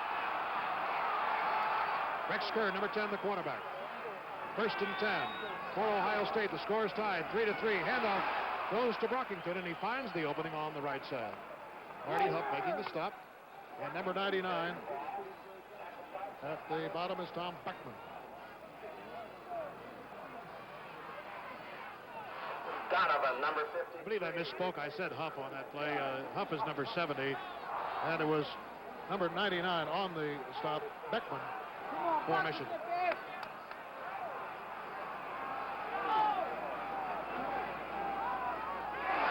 Henry Hill is offside. Kern goes ahead and pitches back to Hayden. Gets, charges Hayden, and drops him. Henry Hill was a victim of a slippery turf, I believe, there, Heavy. He just simply couldn't get back in time to recover. That's right, and this might be come down to a battle of the bench, because 3 or 4 young men are limping out there. Jack Harpering of Michigan just limped off, and of course Stillwagon has been bothered with an injury, and he's been in and out twice, so it's going to depend on how strong they are on the bench. Since that play lost a yard or so, they're going to accept the penalty. To the 39-yard line, offside Michigan, and it makes it 2nd down and about 2. Well, we hope you're enjoying this game today, and remember, you'll be seeing the USC-UCLA game as Chris Schenkel and Ben Wilkinson bring it to you from Los Angeles here, 8 o'clock Eastern Standard Time tonight, in that great crosstown rivalry. Here's Rex Kern on a 2nd and 2. There are penalty markers down, and a long pass to Jankowski is over his head. Forward pass is incomplete from Kern, intended for Jankowski. Procedure penalty against Buckeyes. That was a good call. It was a waist down call, 2nd and 3, and Kern went for the touchdown, trying to hit Jankowski, but Bruce Elliott had him beautifully covered all the way downfield. Henry Hill, the defensive co-captain, is talking to the official. There's Woody Hayes from the opposite side of the field. Woody can stand here in short sleeves today and really not freeze to death. It's been a rather pleasant afternoon, as a matter of fact. Procedure, and Michigan feeling with that, even with 3rd and 2, they'd rather move Ohio State back a little bit and give them that extra down. So it's now 2nd and 7. 3-3 is the score. We have 5 minutes, 19 seconds to go in the first half.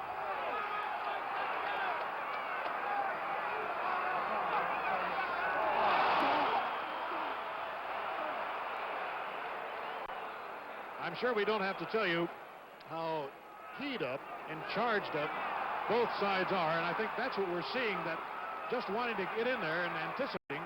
And Ohio State, as Evie pointed out earlier, can't move offensively, even though the defense did move just a moment. I think with the excitement, this crowd, the ends are having difficulty hearing the quarterback signal, and they are jumping. 2nd and 12 on the 49. Kern switched the ball to Hayden, gets outside, and Huff throws a shoulder into him at the 41-yard line. Good gain on the play, about 7 yards. 3rd down, 3 to go. Campana in the lineup for Ohio State. Jankowski comes out. Merv Teague and Jan White are the ends. Go for the tight formation. 3rd and 3. Full house tee in the backfield. Don't see that very much. Ramming ahead is Brockington. He may get close to the first down as Beckman made the stop for Michigan, number 99.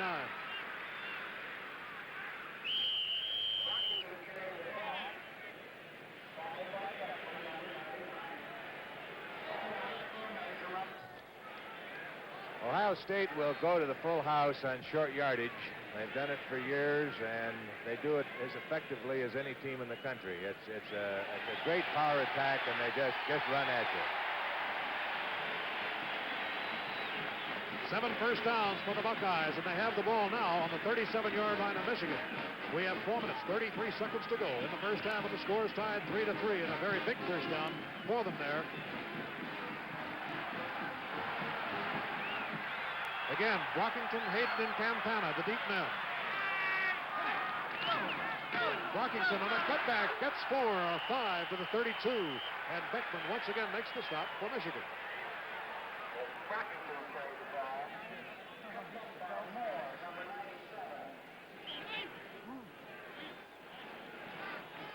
Duke of North Carolina, 7-7 at the quarter. 2nd down and 5. The score here is also tied 3-3. Hitting it hard is Brockington, but equally hard is the defense on the left defensive side of the Michigan line. Pete Mule, Keller, and Beckman. Number 91 is Phil Seymour. Brockington carried the ball. That time Seymour was slanting right into the strength of their formation, and he took on 2 blockers and held his own and stopped the ball carrier, who was Brockington, of course. 3rd down. Jankowski comes out as the flanker on the right side. It's 3rd and 3. Somebody got an arm on the jersey of Brockington and pulled him down, and what a defensive play that one was. Thought it was Pete Mule, number 82, and he stopped him right in his tracks.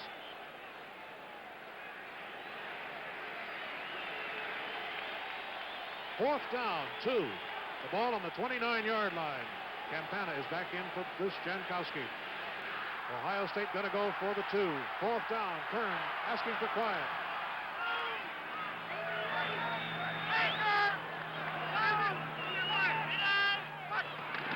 The blitz was on. Kern keeps, goes outside. He makes it. First down on the 25-yard line. Great call by Kern and fine execution.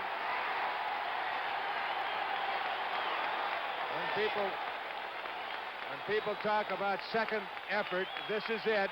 Kern fakes the belly series, fakes to Brockington, keeps, goes up, finds daylight just inside Seymour, and not only goes, but he dives for the yard, the foot, and the inch. 1st and 10 for Ohio State. The ball is on the Michigan 26-yard line. Brockington again. Big senior from Thomas Jefferson High School, Brooklyn, New York. He did not play 1 minute against Michigan in 1969. Otis went all the way. But in 1968, Brockington played as the left halfback and played about 38 minutes. So he's been in against the Wolverines before. He needs only 12 more yards to break Otis's rushing record on a single season. It's 2nd down and 9. The ball on the 25. The score is tied. We have 1 minute and 44 seconds to go in the first half. Kern pitches back to Hayden. And coming up fast is Mike Taylor, linebacker. After Betts caved the interference, it was an easy shot for Taylor and a loss on the play of about 1.5 yards.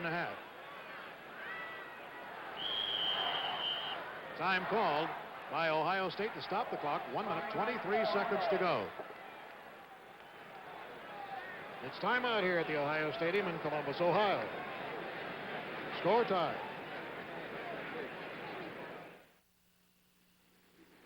For some reason, people think all airlines are the same.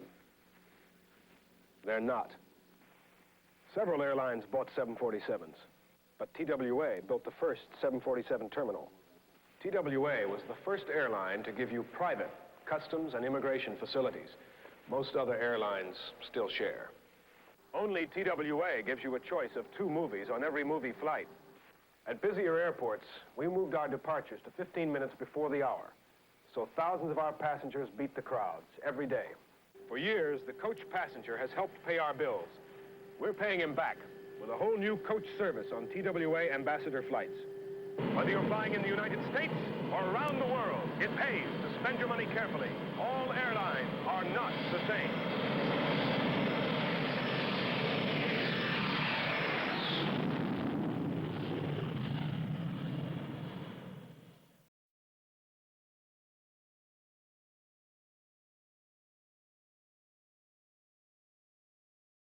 Now they've been made believers as Taylor actually tackled him for a loss.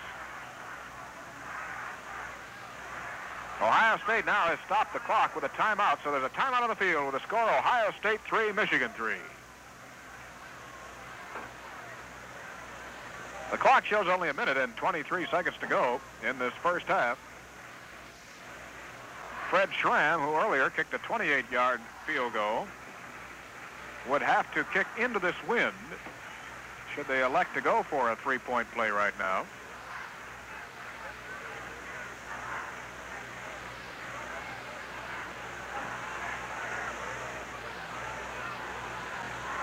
Well, Tom, if I recall correctly, he had really foul conditions against Purdue, and snow and rain and wind and darkness and everything else, and he put it through from, I think, about 39 yards, wasn't it? So that's right. I don't see, there's no great handicap. As I said moments ago, if you get across the 40 into Michigan territory, look out, because all of these boys, Dana Coyne, he'll put that thing through for you. We haven't seen their best efforts yet, and they've done fine jobs throughout the year. So this is not the day of the touchdown. It's the day of the field goal.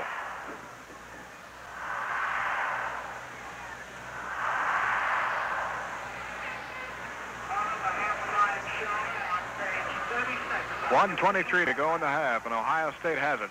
Third down, and a little more than 10 yards to go. Just shy of the 26-yard line of Michigan. Let's see if Kern will go to the air. He's rolling back to pass, looking downfield, throws it for Jankowski. He's got it. Touchdown, Ohio State.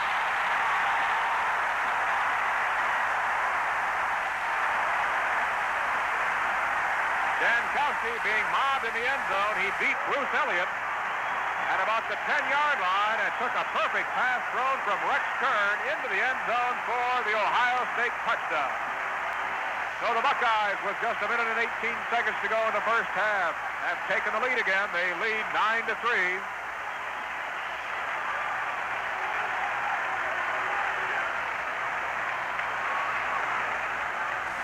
Fred Schramm will be attempting the extra point. Here it comes. It's good, but a flag was thrown. And apparently it's going to be against Michigan. And it is, and no doubt will be refused, since the kick was good.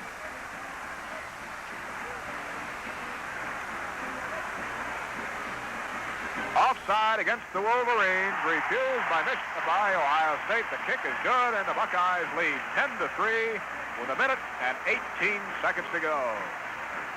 So now the Wolverines have to fire back, as again they find themselves on the short end of the score. And Tom, was that not a perfectly thrown pass? It was absolutely beautiful. A pattern broke right in front of Elliott. He did a good job up to that point covering the play. And when Jankowski made his break, the ball was there, and that was all there was to it. A really tough, when you can't cover perfection, that's all there is to it. And that was it that time by Ohio. They did a great job. That is the first pass that Jankowski has caught for a touchdown this year. And for Woody Hayes, it couldn't have come at a better spot. Stan White will be kicking off for the Buckeyes.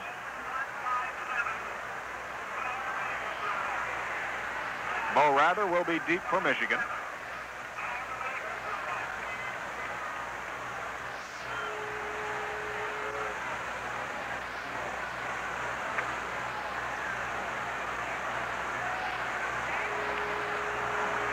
Glenn Dowdy and Preston Henry up at the 10-yard line. Rather is back at the goal line.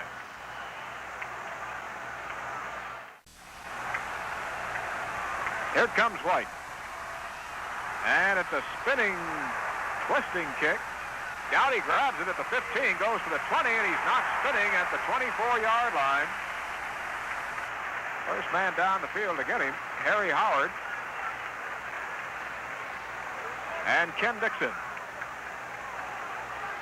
So Michigan has a minute and 14 seconds to play with here now in this first half as they trail 10-3. Don Moorhead trots onto the field, moves into the Michigan huddle now as they'll run their 2-minute offense. I formation. Dowdy left, Strober right. Moorhead back to pass. Stays in the pocket. Now he's going to have to run out of it as he is caught by Ralph Holloway at the 24-yard line, and Michigan stops the clock by taking time out. Moorhead found everybody covered downfield, finally ran out of the pocket, brought it back to the 24-yard line, or at about the line of scrimmage. So it'll be second down and 10 yards to go. Moorhead's going to check over with Bo Schembechler now. Tom, that gave us a little indication, though, of things to come, possibly. Ohio State's pressure that time primarily from the outside, as it has been throughout the first half. And Don, if he makes up his mind a little bit ahead of time to take off with that football, as he may, as the game gets a little tighter in the second half and time gets a little more precious, he could pick up some yardage, because that time, although he was gang tackled pretty good, a little more time, he would have been out there for some good daylight.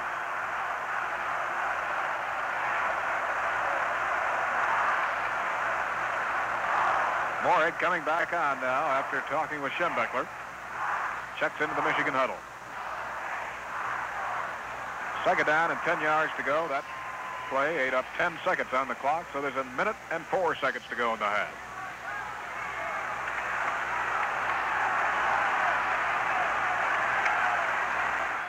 Moorhead has both Stroba and Dowdy to the left side. Gets some time to throw. Fires it to Taylor at the 23.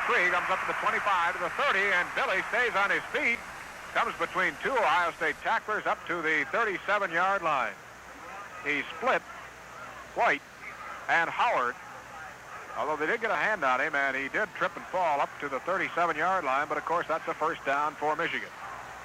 Clock continues to run. No, wait a minute, now it's stopped as they shift the change, of course. They'll start it as soon as the ball is marked for play, and it goes now down to 50 seconds. Moorhead going back to pass, fires a sideliner, and it is incomplete, intended for Dowdy, but that will stop the clock, of course. Covering Dowdy was Ken Lutner. Sends him right in.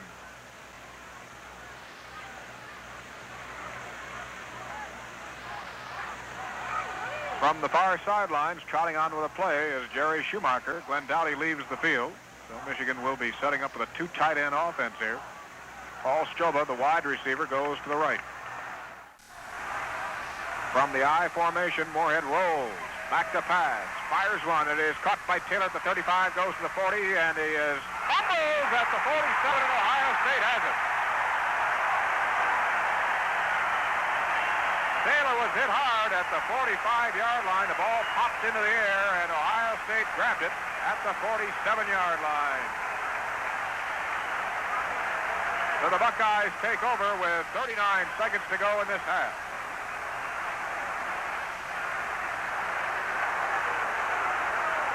Harry Howard made the fumble recovery for Ohio State. That's their second of the day. And the first one gave them their initial 3 points. So Ohio State now has 39 seconds. Kern gives it off to the late to Hayden. No, fakes it himself around the right side. Passes downfield. It's caught and out of bounds immediately goes Tom Campana at the 27-yard line of Michigan. Well, Tom, that's what it does. It gives Ohio State field goal range again now. You can't let them out of there for that 15-yard gain across midfield, because Schramm, of course, a threat all the time. And Michigan will have to really knuckle under now to cut off any more scoring by Ohio State, as the clock shows 33 seconds remaining in the first half. Well, Ohio State, a team that wasn't respected for their passing, have certainly shaken that image today. Kern fakes himself around the left. No, gives it to Hayden, and Hayden gets it around the left side. Boy, Kern, this magician. That time, gave it to Hayden. He went around the left side and got down to the 23-yard line. Jimmy Betts made the stop, and now with just 22 seconds to go, the field goal kicker, Fred Schramm, checked onto the field, and now he's leaving. So Ohio State still feeling as though they have No, now he's coming back on. It is second down and 6. I don't know if Kern sent him out of there himself, saying we've got plenty of time to go for it here. And he's motioning over to the sidelines now to his coach, Woody Hayes. Ohio State has called timeout. Incidentally, as all this discussion's going on. Now Woody's going to talk with his quarterback and tell him what he wants to do. And I think Schramm's going to stay on the sidelines now. He's come over. Kern saying, well, we have 22 seconds. Why don't we take a couple of more shots at it, and then we can bring him in. That's going to be it. Tom, I had a sneaky hunch that they're going to send Schramm in and then go with a running play with second and 6 because they could still call a timeout with 22 seconds remaining. That's what I thought the mix-up was all about. Maybe Rex Kern blew the cover. Jankowski is coming wide to the right side. Ball resting at the 23-yard line of Michigan. Kern back to pass. Fires a short one. It's stopped by Brockington at the 22, and he's nailed at the 20 to 19-yard line by Jim Betts. Betts caught him right around the neck, and we've got a little shoving match going on here. As Ohio State quickly trying to line up on offense for a field goal attempt. The clock continues to run. They don't have any more timeouts. No, they are not going to try a field goal. I don't think they're going to get the play underway. They didn't. And I believe that's the end of the first half. Now they're talking with the officials to hold everything here. This is one of the most confusing ends of the half we've seen in a long time, as Ohio State couldn't decide whether they're going to go for a field goal or if they were going to go for a running play, and that is the end of the first half. And I'll tell you, there is one official right now who is sandwiched in between Bo Schembechler on one side and Woody Hayes on the other, and I tell you, I wouldn't trade places with him for all the tea in China. But that is the end of the first half as the teams leave the field with the score Ohio State 10, Michigan 3. Well, the statistics show that Michigan has been outplayed in every department here in this first half, including the score. Ohio State has a total of 10 first downs to Michigan's 4. 107 yards on the ground, and Michigan has been able to garner only 18. Certainly a tribute to this Ohio State defense. Through the air, Michigan has 56, Ohio State 70, for a total of 74 for Michigan and 177 for Ohio State. Ohio State, in fact, dominated the play in that first half with 41 total plays. Michigan was able to run only 25. Moorhead hit on 6 of 12 passes. Kern on 6 of 8. There was one interception, that by Jimmy Betts of Michigan, and that led to the only scoring of Michigan for the day. A 31-yard field goal by Dana Coyne. Fumbles in that first half. Again, an important figure here. Michigan fumbled twice and lost both. Ohio State fumbled once and recovered it. Michigan was penalized 38 yards.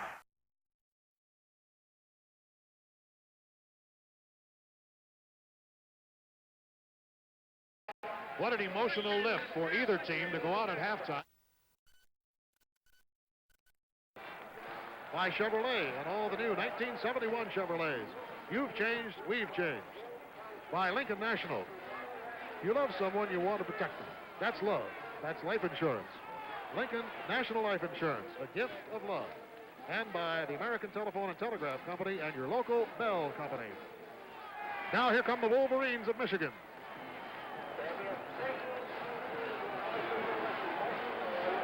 And as you can see by contrast, the Wolverines don't seem to be nearly as fired up as they come out onto the field.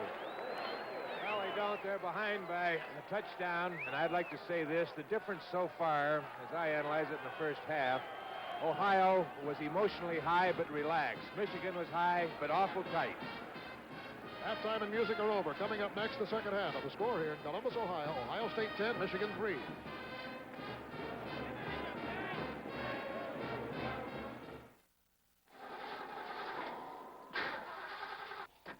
Teacher says all us snowflakes have to be there at 7:30. Laurie, shh. Darn cold weather. Problem, Ed? Won't start, and I have to get Lori to the school play. I'll give you a lift. Come on. Come on, honey. You ought to use that dry Sunoco, Ed. Huh? Dry Sunoco gasoline. I use it all winter. This winter, fill up with dry Sunoco gasoline. All winter long, your car starts like it's summertime. Using that dry Sunoco, Ed? Can't be too careful when you're the father of a snowflake. Fill up with dry Sunoco gasoline and get the bonus of 260 action. The action of the highest octane gasoline at any station. Blended into every gallon from regular on up. Only Sunoco has 260 action. And every gallon is dry. Instead of its usual message today, the NCAA asks that you at home observe your own moment of silence in memory of the Marshall and Wichita State tragedies.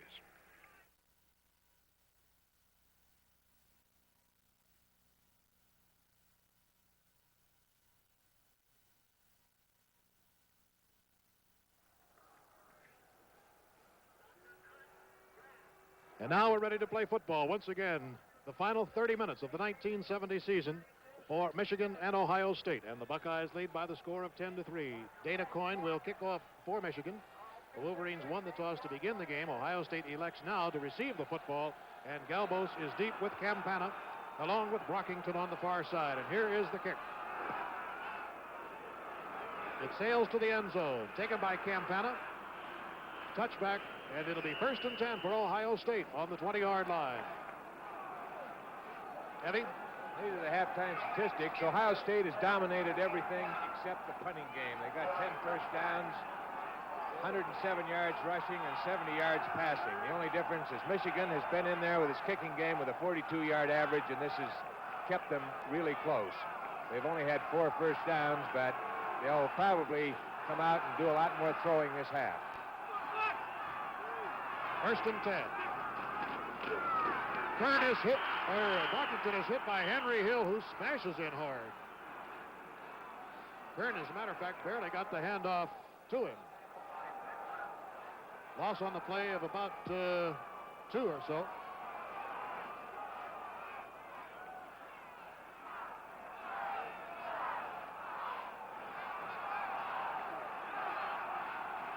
Second and 12.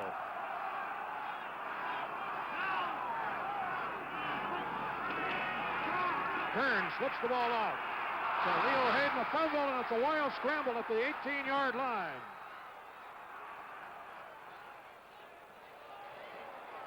Recovered by the Buckeyes. It's very obvious that Bo Schembechler has got his linebackers playing real close, and I think they're going to try to force the Buckeyes of Ohio State to put the ball in the air. They realize that if they let them grind it out, it's going to be a long afternoon. But I don't think that Schembechler is going to do this without a good protest from that defensive line. 10-3, Ohio State leading. We've just begun the third quarter from Columbus, Ohio. The ball is on the 18-yard line with 3rd and 12. On the draw play, Brockington tries to squeeze through an opening and carries forward to about the 27-yard line. It's short of a first down by 2 yards as Gussick and Hill bring him down. Gary Lagos has gone in the lineup. Closer to 3 yards on this 4th down. So the Wolverines have held successfully here in the opening sequence of the third quarter, and that, of course, was a very important thing for the defense to do.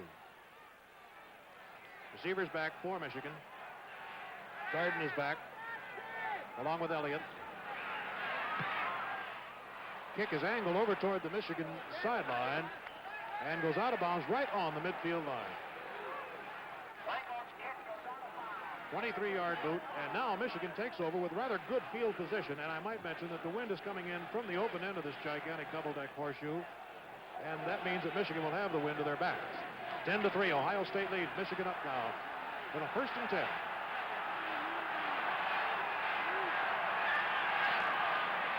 Taylor makes the move. Seifert carries for the first time. Foots Seifert, the fullback, who scored 4 touchdowns against Minnesota this year and who has a total of 8, did not carry, as I recall, in the first half.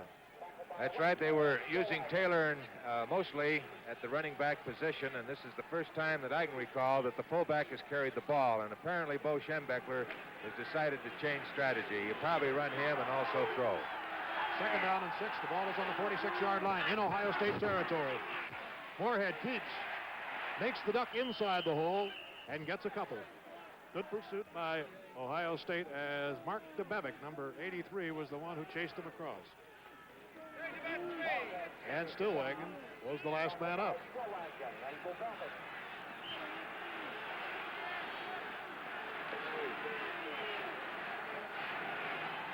Heiskins, number 89, has come in for Schumacher at tight end for Michigan with a 3rd and 3 on the Ohio 43.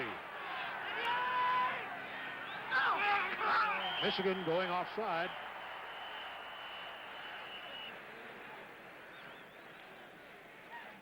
I don't believe that this is lack of poise on the part of Michigan. I think it's a question of both Ohio State and Michigan have had trouble hearing above the enthusiasm and noise of 87,000 people, the largest crowd they've ever had in this stadium.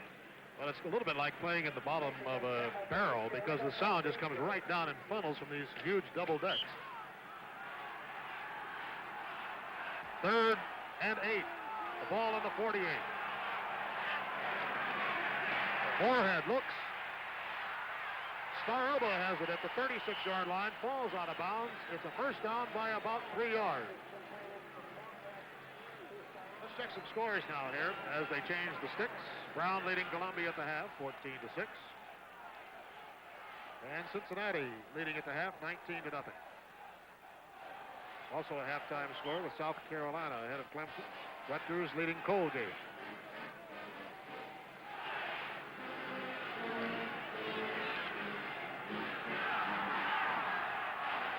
First and 10, the ball on the 36-yard line. Michigan in possession, but trailing 10-3. Here's Dowdy, tries to get through. He's clipped from behind. Chad Williams, sophomore from Portsmouth, Ohio, just seeped through on the pursuit. Got him before he could make the move through the hole. We also saw number 32, Jack Tatum, who was just chosen All-American on a selection that came out today.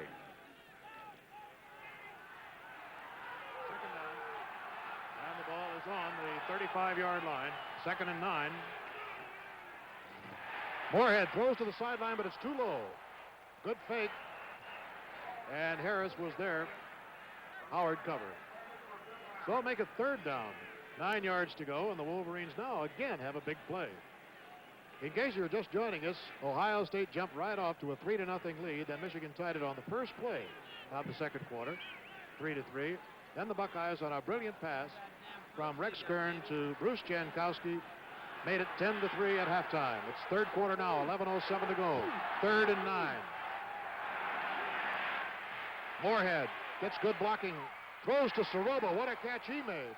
Just short of a first down by a yard. Harry Howard was there to drop him, maybe less than a yard.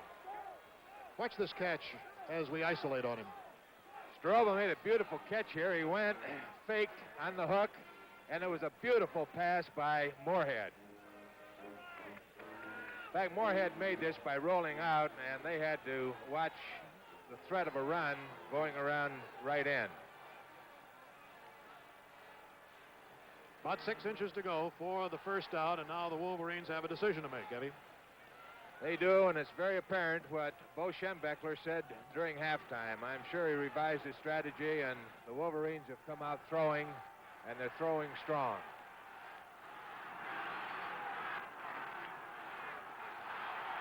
Fourth down, 6 inches to go.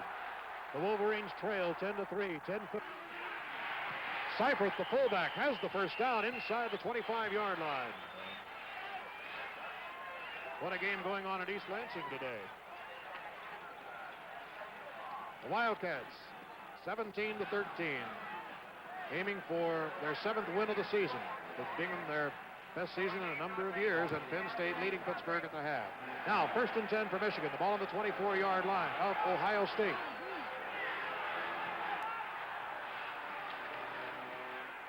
Taylor stopped. Stillwagon, I believe you will find, is the man who grabbed his legs. On that last play, when Seifert went for the first down, it reminded me of Fritz Chrysler, the great coach at Michigan, who once said, when you're in trouble, use your best back on his best play. And I think that's what Moorhead did when he went to his fullback off tackle.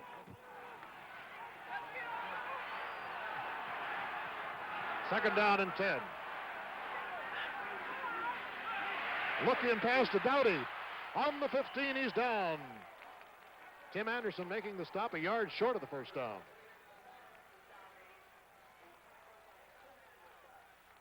So Glenn Dowdy, a junior from Detroit, who was a running back last year, switched to a wing back this year, making that key catch, and it's 3rd down and 1. Seifert lines up ahead of Billy Taylor. Dowdy is there in the power I, just off the wing. Moorhead gives to Seifert, gets the yard, and then a yard. 9 minutes, 21 seconds to go in the 3rd quarter, and the Wolverines are grinding it out now the hard way with their 7th first down, and it's on the 13-yard line, trying desperately to tie this ball game up. That last time, the coach, Schembechler, sent in 2 tight ends for the run. Now we have Staroba back in. I believe it, yeah, number 30. Right, as the split end. 1st and 10 of the 13. What a stop by number 63 of the Ohio State Buckeyes, Doug Adams from Xenia, Ohio, a linebacker. He stopped him right in his tracks. No gain.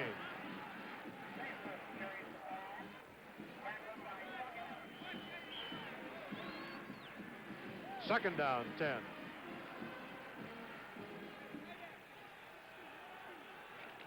Jerry Schumacher in place of Paul Seymour at the tight end, and now it's a 2nd and 10 of the 13. Michigan trails by 7.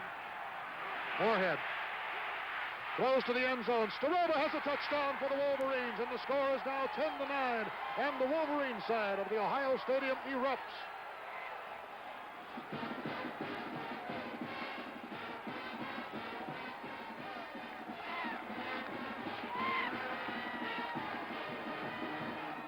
There's Staroba at split end, who goes down, cuts to the sideline, and the perfect pass is there. But let me say this, the ones that made that go were Dowdy and Seifert that blocked the end, enabling Moorhead to get the ball away. Dana Coyne to try for the point that'll tie it up, and here it is. It's blocked. It's blocked and caught by Ohio, and it'll be a 10-9 score. First time that Michigan has had a blocked extra point, and let's catch the man who did it. Maybe we can see it on the replay.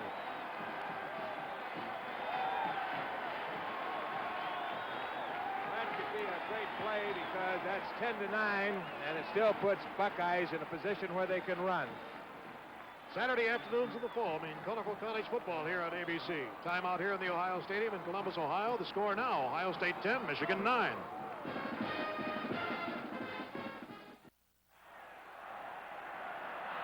Eight and a half minutes to go, 3rd quarter. Michigan to kick off to Ohio State. The score now, 10-9.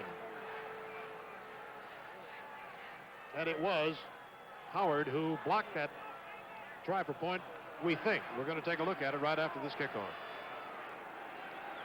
Incidentally, on ABC's Wide World of Sports, don't forget the Phoenix 150 Live with Phoenix and Tucson blacked out, and then the World Heavyweight Championship fight, Fraser and Foster, will also be seen. Rockington comes to the 25. Down he goes in the 25-yard line. Let's take a look at that try for point that was blocked.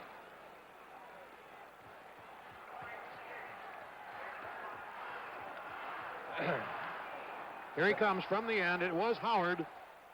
It was Howard, and also that's poetic justice because I believe Howard was the one that let Staroba score. Right, he was the halfback who was beaten on the touchdown, and he came back to block the point.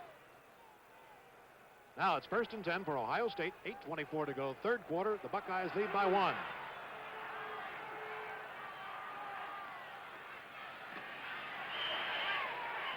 I think you can hear the pads slamming down there. This has been really a very, very physical game.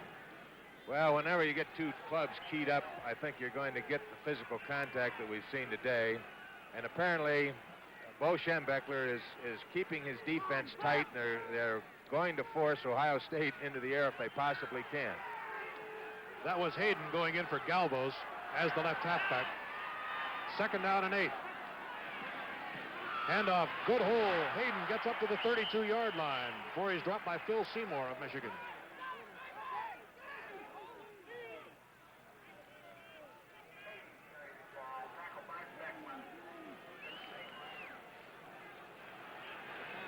Third down, about 4. Ball on the 31-yard line. Ohio State leading by 1. We're exactly halfway through the 3rd quarter.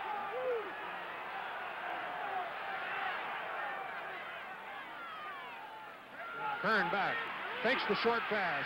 Gusick slams into the end, and the defensive end, Mike Keller, or rather Phil Seymour, breaking in to pull him back for a 6-yard loss.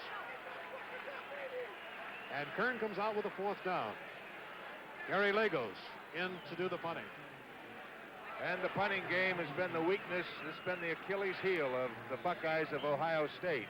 And this is the one that has to come out to get them out of the hole. 4th down and 10. Good protection on the punt. It's a high floater coming up across midfield, taken by Darden at the 49-yard line on the fair catch. And it's time out here in the Ohio Stadium in Columbus, Ohio. The score, Ohio State 10, Michigan 9.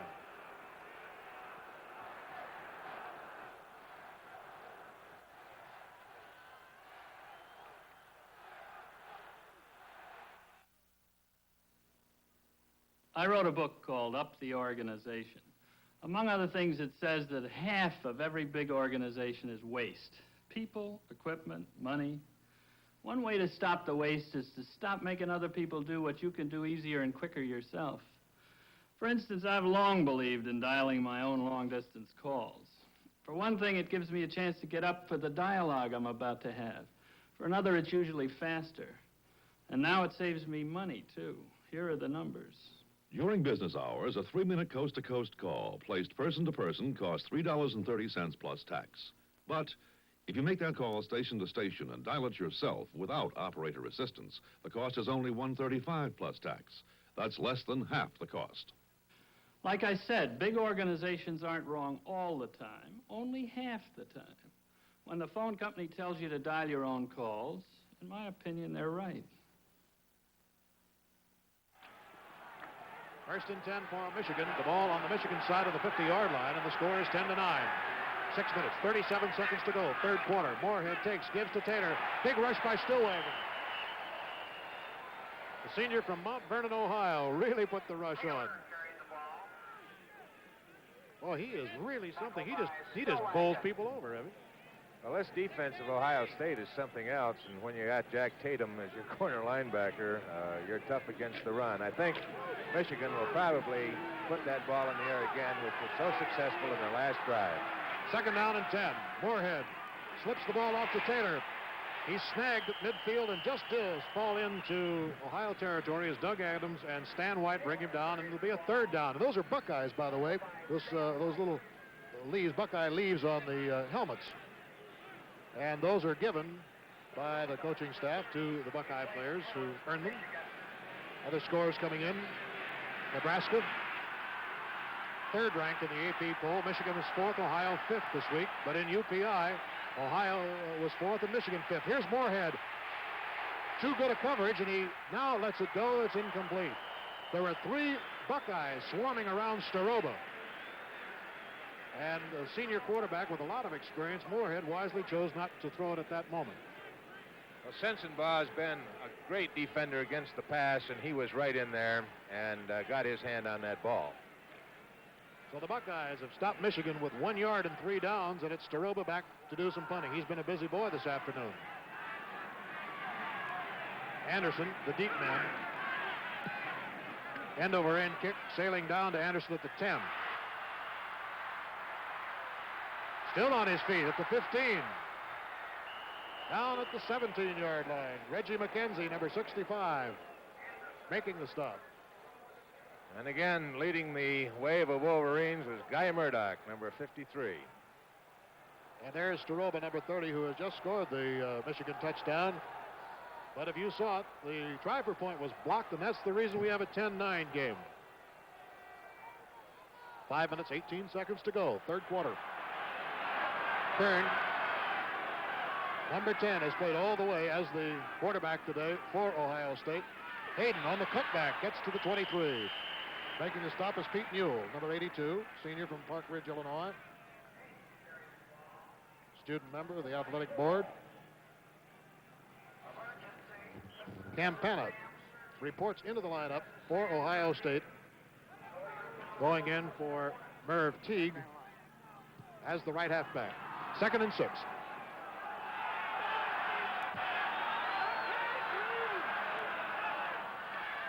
On the draw play, a big hole opens, and then it closes quickly. Brockington blasts through, and Beckman stops him short of a first down.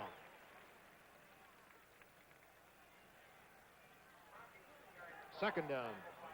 Wouldn't be surprised if we saw the dead tee again. The power formation that Woody Hayes has run so successfully over the years. 3rd and 2. Teague is going back in for Campana. Kuhn in for Ryan Donovan at guard. There it is, that full house tee, or dead tee, as but it.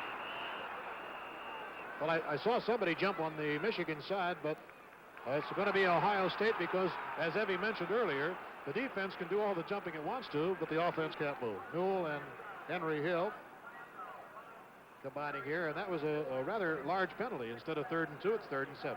2 years ago, that would have been legal, but they changed it now. If you have your hand on the ground as an interior lineman, you cannot move, and that time the left tackle did pull up, and that's an infraction.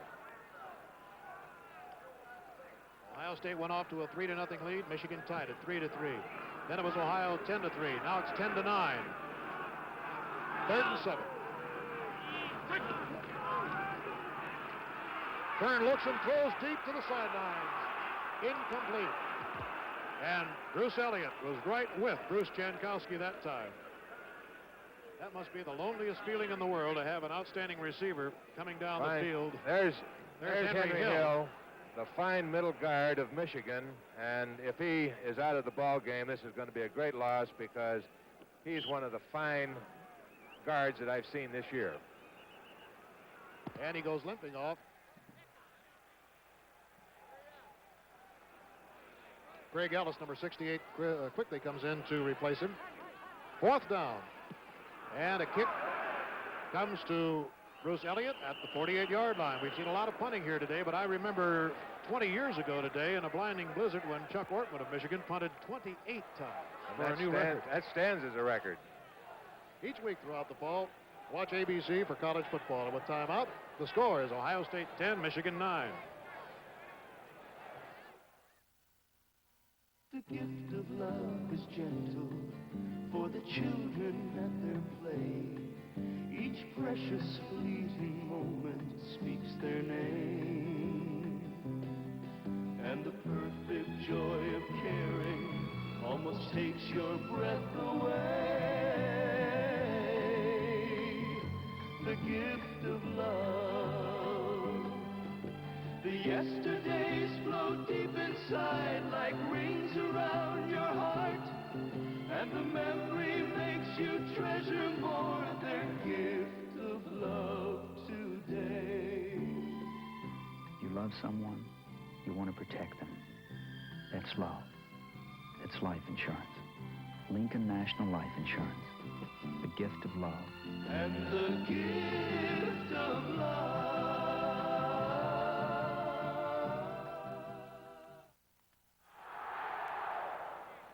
Bill Fleming and Forrest Evashevsky from the Ohio Stadium. It's 3 minutes and 37 seconds to go in this 3rd quarter, and I guess you get some kind of an idea of what the sound is like here today. Evie, I hope you've been able to hear me a little bit. Not very well. I was just looking over at Henry Hill, and they're examining his knee. It's his left knee, and this could be a serious injury, and he might not return. He was running up and down the sideline, but then it collapsed. 1st and 10 on the 48.5-yard line. Michigan trails by a point. Billy Taylor gets a scant yard as Stillwagon again is ever present, covering lots of ground from the middle guard position.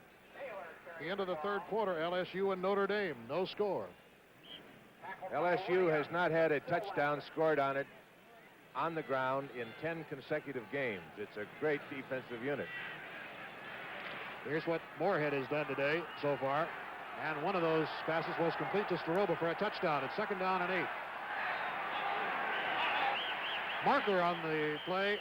Pass is complete to, incomplete. I guess he did drop it. I believe Michigan's right tackle raised his hand. Probably would be an illegal procedure call against the Wolverines.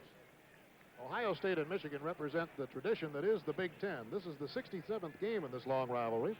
And the young men who play for them today exemplify that which has been the lifeblood of the conference during its 75-year existence. That's correct. It is a procedure penalty against Michigan, and it makes it 2nd down and 13. And Staroba, who's been a dangerous receiver today for the Wolverines, reports in place of Harris. 2:56 to go, 3rd quarter. Dowdy out to the left. This is senior quarterback Don Moorhead. No frills here. He just passes it incomplete to Paul Seymour, who tried to run with it before he caught it and to bring up a 3rd down and 13. Apparently, the Buckeyes have scouted Michigan very well, and Esko Sarkinen has been the scout, and they have not thrown to the tight end all year, very rarely, and I think they're going to give him a free foot. LSU and Notre Dame at the end of the 3rd quarter, 0-0, and this is a great defensive battle going on. We have one right here, too. 10-9 is the score. Ohio State leading Michigan. Taylor moves up as a setback. 3rd and 13. Moorhead is wrestled to the ground by Jim Stillwagon.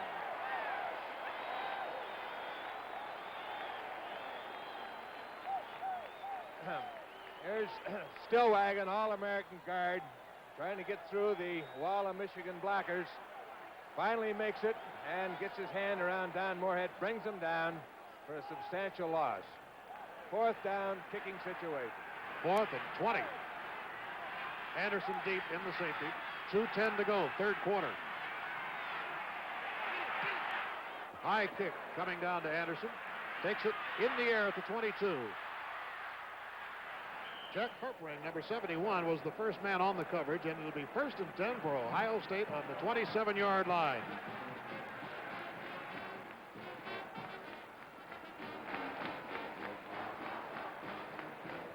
Well, immediately following the Michigan-Ohio State game, you'll see the Prudential football scoreboard, and live from Phoenix, the Phoenix 150 for Indianapolis-type cars.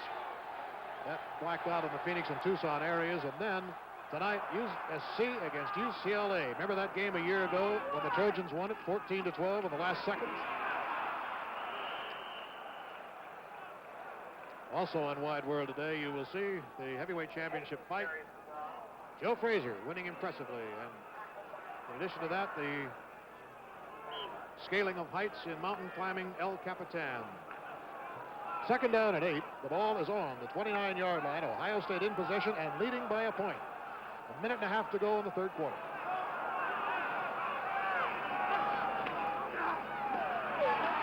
Hayden is hit, keeps on driving, and is brought down on the 33-yard line. Mike Taylor hit him first.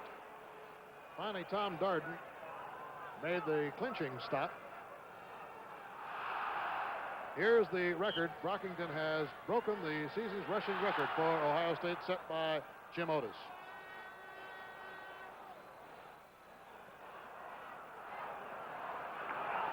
Third down. And 4 to go.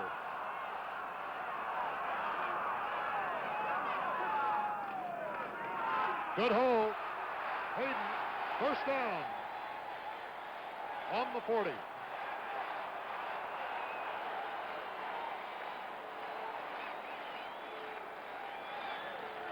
First downs for Ohio State. Michigan has 8.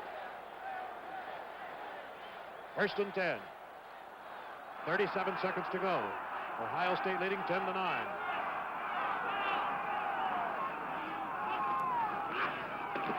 Another hole. Hayden gets to the 45. He's missed at the 50 and goes to the 49. Bruce Elliott making the stop on him. 11-yard gain. Another first down, and the Buckeyes now are moving those holes in the offensive line.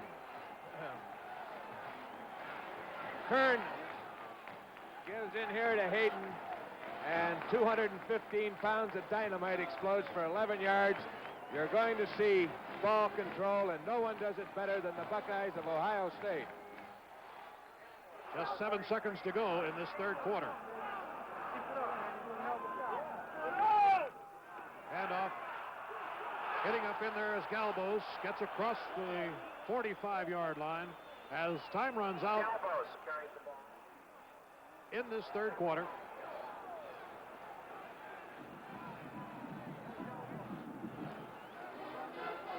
So that's the end of the third quarter here at the Ohio Stadium in Columbus, Ohio, and the score, Ohio State 10, Michigan 9. Now let's return to our studios for this message.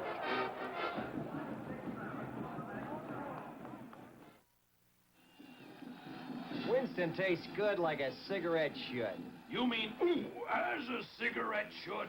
What do you want? Good grammar or good taste? I want my mother to see this catch. Pardon our grammar, but Winston tastes good like a cigarette should. Winston may not say it right, but they sure know how to make it right. Rah! I think I am falling for you. 'Twas the night before Christmas, and I still didn't know what to give my dear husband. Then I found the perfect gift. Holiday Inn guest certificates. They start at $10 and pay for room accommodations, meals, drinks, and services at any Holiday Inn around the world. Merry Christmas, dear. This Christmas, give a vacation with Holiday Inn guest certificates. Now available at your nearest Holiday Inn. Watch the FBI in action tomorrow night here on ABC.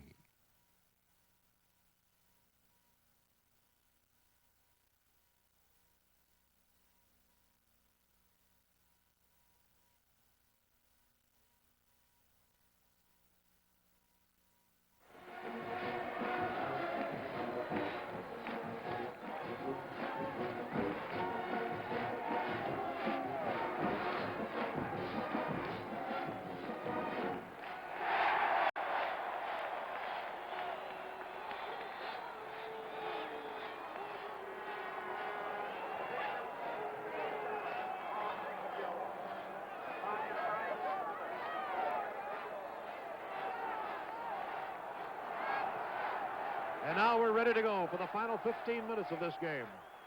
The Buckeyes have the ball on the Michigan 44-yard line. It's 2nd and 5. Brockington gets 3 of those 5, maybe 4. He broke the old mark by 2. That'll give him 4 more. So from now on, John Brockington, senior fullback from Brooklyn, New York. It's an interesting piece of strategy. The Michigan team started to cross-charge. Woody Hayes countered by delaying both Hayden and Brockington and letting them read the block. 3rd down, 1.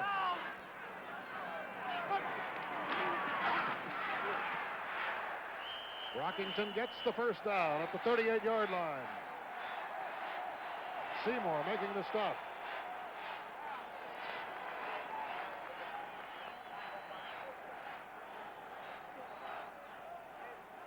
And in that game in East Lansing, Michigan State now has moved ahead of the Wildcats, 20-17. 13 first downs for Ohio State. Michigan has 8.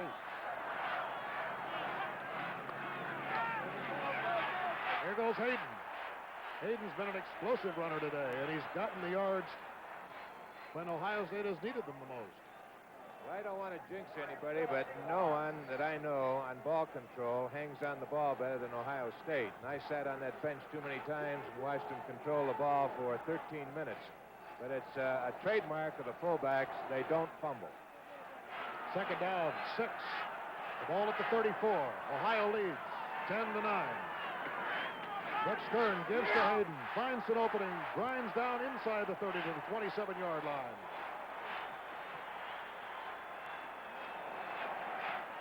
Close enough to, no, it is a first down. Thought it was going to be close enough to measure. And the Buckeyes on the move once again. There's Huff, the fine linebacker of Michigan. And he missed Hayden. He just broke an arm tackle and went for a first down. And the ball is on the 27-yard line now. Kern gives it off to Hayden, but this time he's snagged. Ed Moore, number 97. An Ohio boy from Youngstown, playing for Michigan. Galbos reports into the lineup for the Buckeyes. We have 12 minutes, 51 seconds to go in the 4th quarter, and Hayden comes out replaced by Galbos.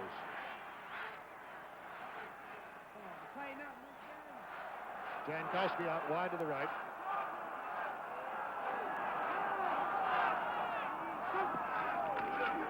2nd and 10.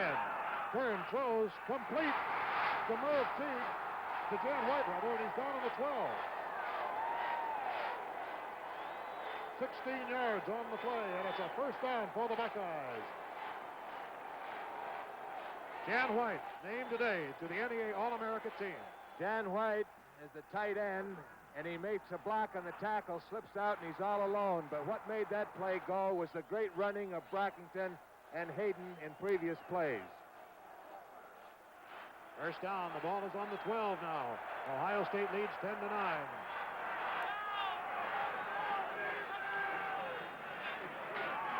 Galbos almost fumbled the handoff, but managed to hang on to it to the 9.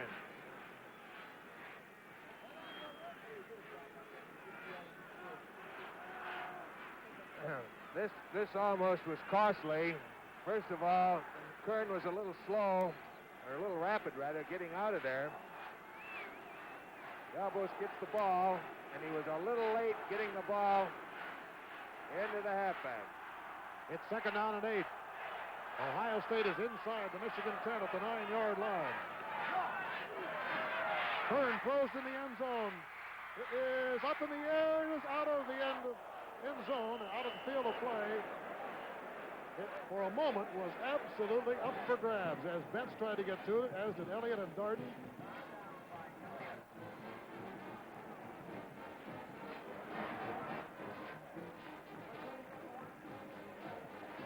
So it brings up a 3rd down.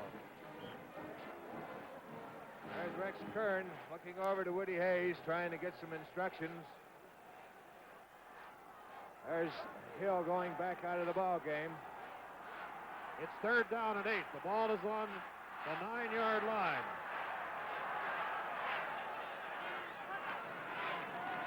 Kern looks. Betts has his man at the line of scrimmage. It's Brockington. And he went absolutely nowhere as Jim Betts made the stop. And here comes Schramm in to try to give Ohio State a 4-point lead.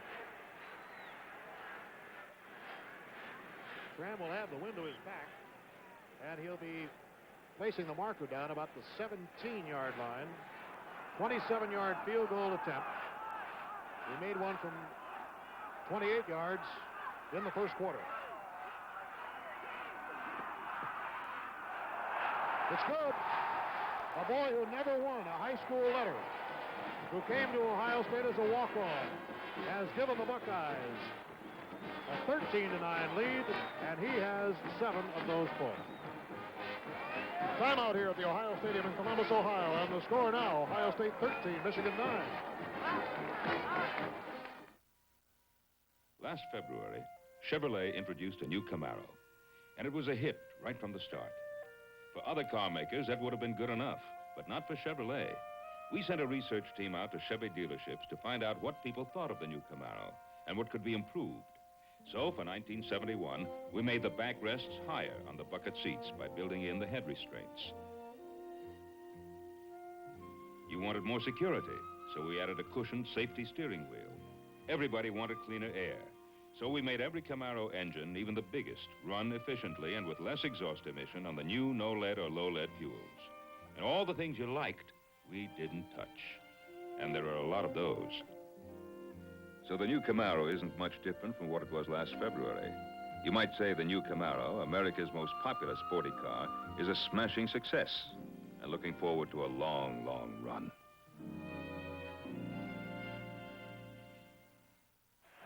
Stan White moving up to kick the football off for Ohio State. A tremendous kick that carries way down, and it is taken in the end zone by Bo Rather. He will not run it out. It'll be 1st and 10 for Michigan on the 20. The Prudential football scoreboard will be coming up right after our game here in Columbus, Ohio. And there is the first quarter score in Colorado Air Force. Lots of exciting traditional battles today. And then, of course, on ABC's Wide World of Sports, it'll be the Phoenix 150. Following that, USC against UCLA. Right now, a whale of a game between Michigan and Ohio State. It's 13-9, but the Wolverines now have to come back, being 4 down. They know that they have their work cut out for them.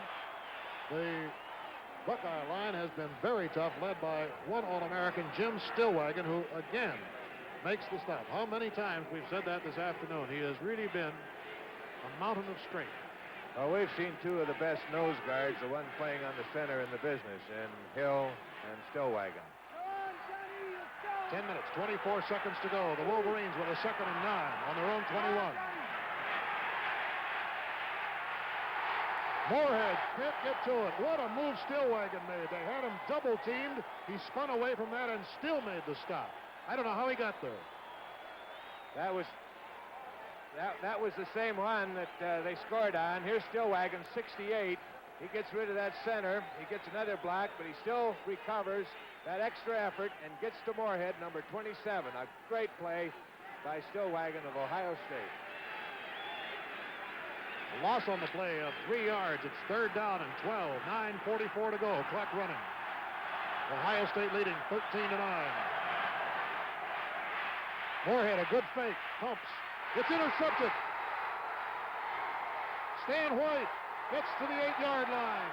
The Buckeyes go absolutely wild with joy. Look at these fans.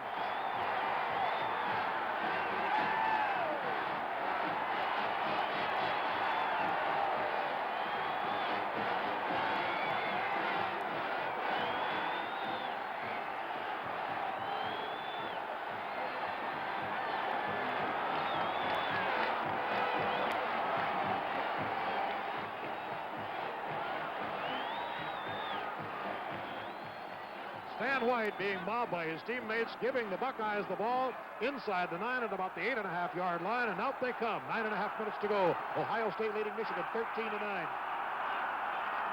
1st and goal to go. Brockington gets his nose on the line and then is forced back. There's Moorhead. DeBevick was the one who put the heat on, and Stan White intercepted, took it down to the 9-yard line. A great defensive play by White, and also DeBevick, who made the great rush on Moorhead. Ohio State has not been beaten in this stadium since 1967 when Illinois did it. 17-13, and now the Buckeyes have a 4-point lead with 2nd and goal to go in the 8th. Rex Kern keeps, goes to the 4-yard line. Mike Taylor, number 33, and Frank Gussick, number 14, make the stop on Rex Kern playing his final home game. If, of course, Ohio State wins, he has one more game to play in Pasadena.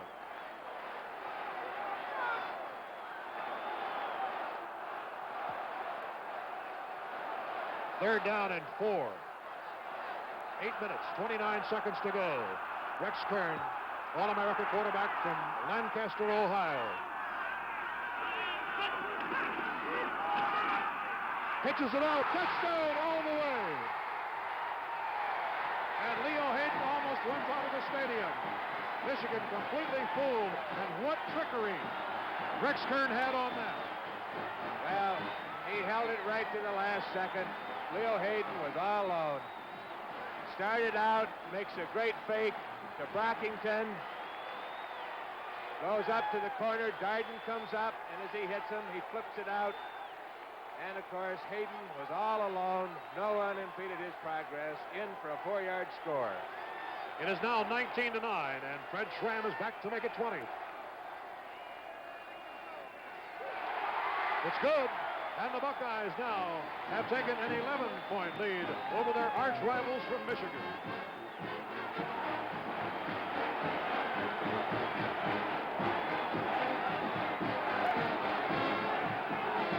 It all started in 1869, and now each week it's college football on ABC. The score now, the Buckeyes 20, the Wolverines 9.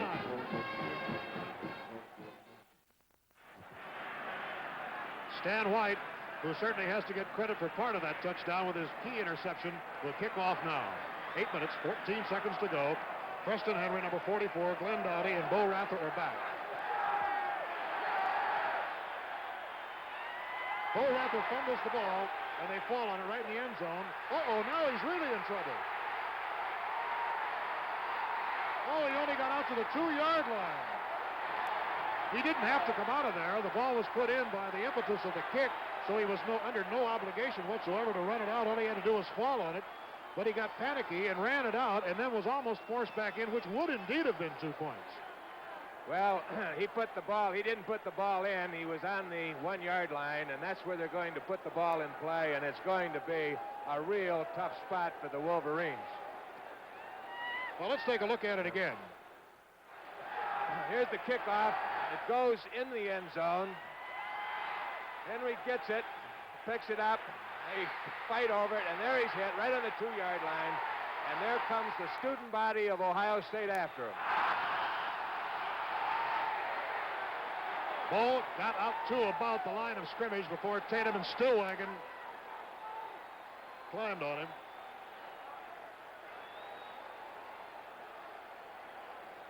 Here's the fumble again from the low camera in the end zone. All he had to do was just stay right there, and there was been no obligation on his part to get it out of there, but maybe he didn't realize that he was in the end zone, which is safe territory.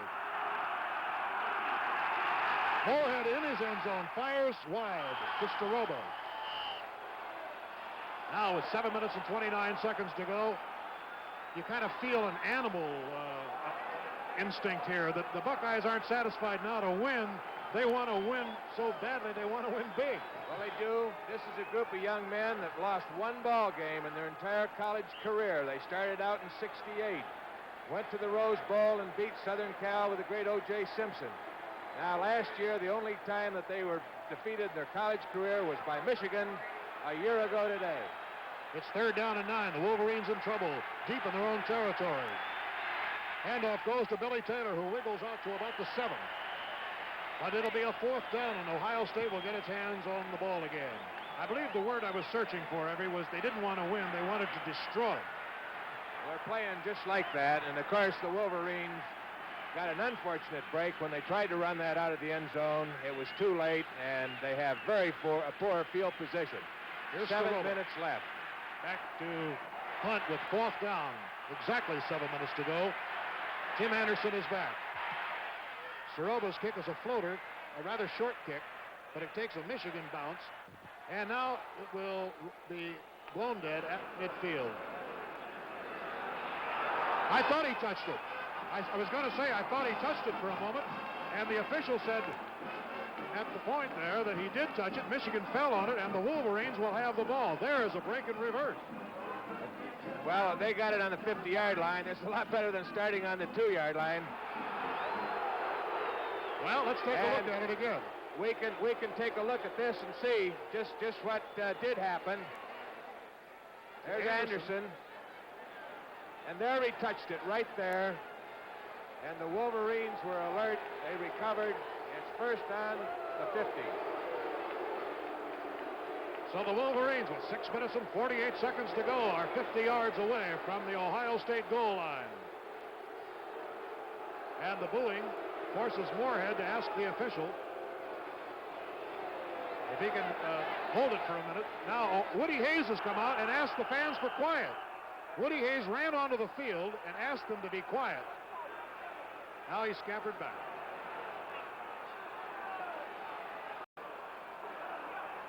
Hey, everybody stand back. 1st and 10.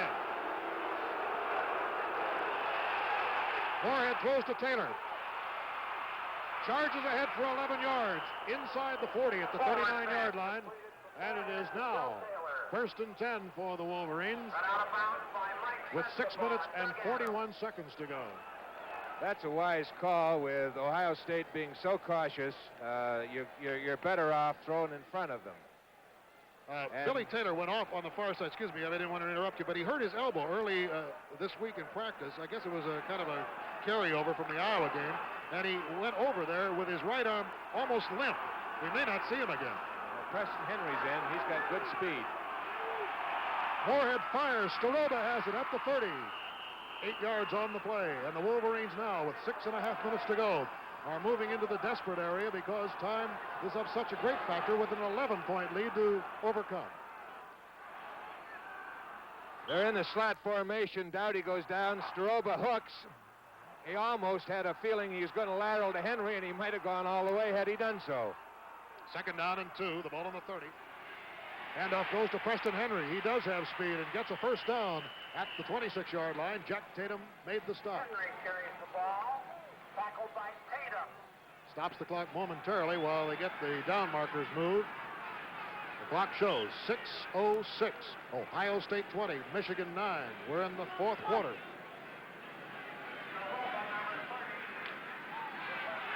First down on the 26-yard line.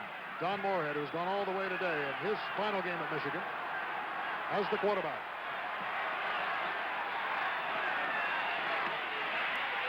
He's got Staroba deep, and he throws short to Dowdy. And look at Staroba as he went down the sideline. I think you'll find he had some daylight. Well, that time, the tight end was wide open, and Seymour might get it. There's Staroba, but of course he looked open, but that was after the quarterback had thrown the ball. 5 minutes, 42 seconds to go. A strange quiet has come over the stadium here, really, for a moment, as the Ohio fans are wondering. They're kind of pinching themselves, I think, hoping that clock will just move ahead. Here's a long one deep to Harris. He caught it, but he's out. No, he's out of the field of play. Would have made any difference. He went up with Harry Howard. At a time like this, it seems an eternity to the coach that's ahead, and it seems like a few seconds to the coach that's behind. Staroba split end that time on a fly pattern. He goes right down, and they both jump, but they're out of bounds, and they have to catch that inside the end zone line. So it's third down and 10. The ball on the 26. Moorhead gives to Billy Taylor, who's back in the lineup, but he only gets 3 yards, and it brings up a fourth down as Stan White, who made a key interception of a pass to set up the last touchdown by Ohio State, makes the stop, and with fourth down and Michigan trailing by 11, there's little question is what the Wolverines will try to do. Schembechler, the coach of Michigan, on the far side of the field, obviously worried here with only 5 minutes to go.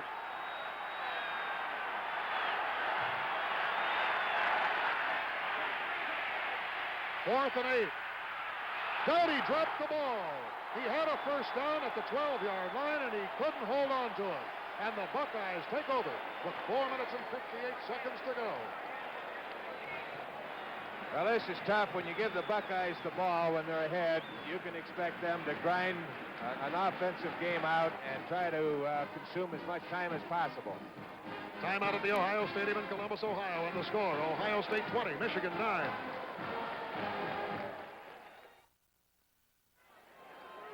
They've just announced that the official attendance today, 87,331, a new official record. Although there are many old-timers who believe that in 1926, about 90,000 fans stormed the gates and got in and saw the game. It's a lot of humanity. First and 10. This is Leo Hayden going out to the 28-yard line. I hate to repeat myself about the ground control, but I don't know of very few teams in the history of football that can go so long without a penalty or a fumble. And this has been the trademark of Ohio State. They can march 80 yards down the field and never make a mistake. 4.5 minutes to go. It's second down and 6. Rockington hit head on, and the collision at the 28-yard line is with Marty Huff, and number 82 is Pete Newell.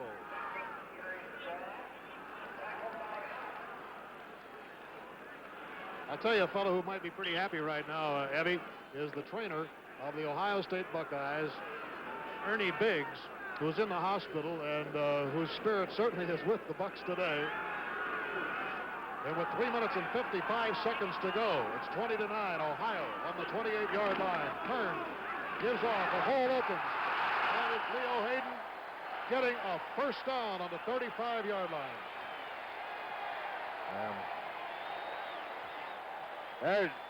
There's Huff, the linebacker. They run to the opposite side, and there's the center making a great block. By the way, that was Tom DeLone. Tom DeLone is a junior and will be back next year. He was a starter a year ago. First down, 3.5 minutes to go. Hayden again. keeps on grinding away up to the 39-yard line. And Ernie Biggs, the Buckeyes, said we know he'll be back by January, which is an invitation to the Rose Bowl. Let's pause now, 5 seconds, to allow our local stations to identify themselves.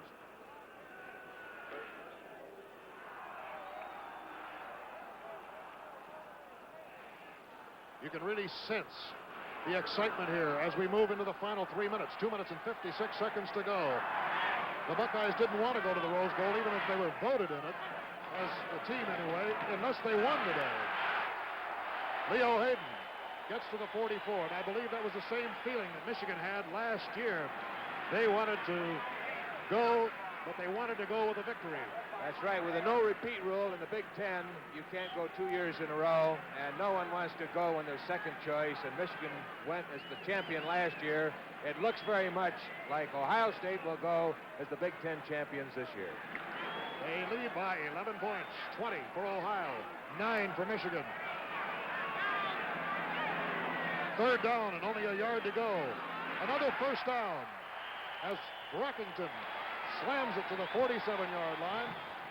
Jim Betts made the stop, but now we've moved in to a 2:09 on the clock.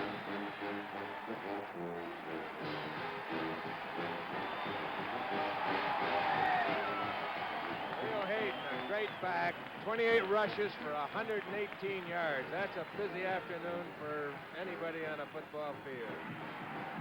Clock is moving. First down on the 47, and we can hardly hear now as the Buckeye battle cry is being played. Galbos gets into the open at the 40. He's being chased. Goes to the 22-yard line, down to the 20. Bruce Elliott on the back of Richard Galbos, a young sophomore playing in there today. In place of Hayden, goes 33 yards, and the Buckeyes are to the 21. Well, Galbos is a man determined right now, as all the Buckeyes are. He's hit 2 or 3 times. There he broke a tackle. And as I said, I've never seen harder running backs than I've seen from the Buckeyes today. And Ohio State now calls timeout. A moment ago, they were very happy to keep this ball on the ground, keep it moving, not giving Michigan a shot. But I guarantee you right now, all they're thinking about is putting more points on that scoreboard. Ohio State and Michigan represent the tradition that is the Big Ten. This is the 67th game in this long rivalry. And the young men who play for them exemplify that which is the lifeblood of this conference. And if you've been watching regularly on College Football 1970, the weekly NCAA highlight show, you've seen 52 different teams in action so far this year. So we invite you to take another look tomorrow on ABC at noon Eastern Time, 11 Central. And don't forget, coming up, after the Prudential Football scoreboard, you'll see the Phoenix 150 live from Phoenix for the Indianapolis type cars, with Phoenix and Tucson areas blacked out. And then another great rivalry resumes tonight in the Los Angeles Coliseum. And that will be at 8 o'clock Eastern Time, 7 Central, when Southern California meets UCLA. And the Bruins are upset-minded. If you'll recall, a year ago, it was Sam Dickerson who caught that ball in the far corner of the end zone to send the Trojans to the Rose Bowl. They won the game 14-12, then subsequently beat Michigan in the Rose Bowl game. Ohio State will be going this year and will be playing Stanford.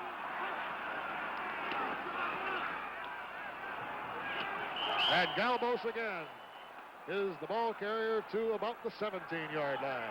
He doesn't want to be stopped, and before this is over, I want to say that Don Canham, the fine athletic director at the University of Michigan, and Ed Weaver, along with Dick Larkin at Ohio State, have been most cooperative in putting this great game on. Second down. Handoff goes to Brockington, who grinds it out to about the 15-yard line. Mike Keller and Mike Taylor making the stop. We're into the last minute. And now the fans, sensing it, are moving down toward the track that rings this gigantic double-deck horseshoe.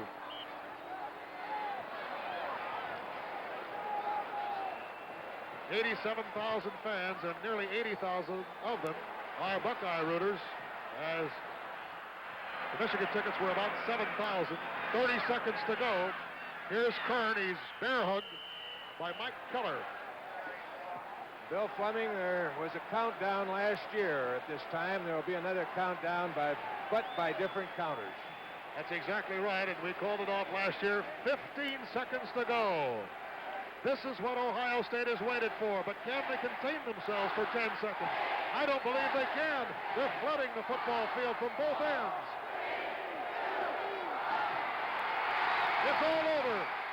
The Buckeyes have reached that marvelous moment, and Woody Hayes is hugged by Hugh Hindman, and the players are just swarmed on in the sea there.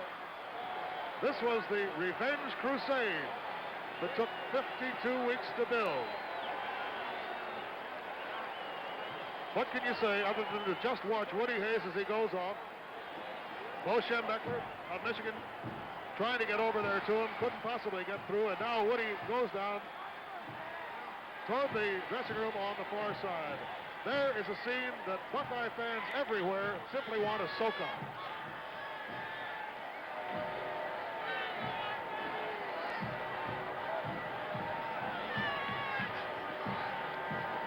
There he goes with his hat off as he had a year ago in Ann Arbor, but this time he goes triumphantly to the Ohio State dressing room. The Buckeyes beat Michigan 20-9.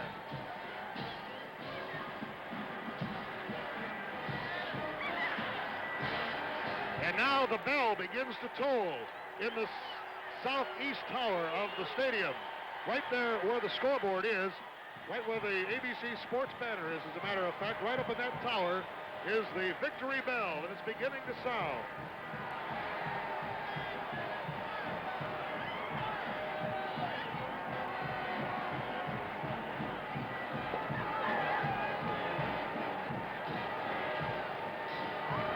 Well, these goalposts cost $2,000 apiece, but I believe right now that the athletic department at Ohio State University is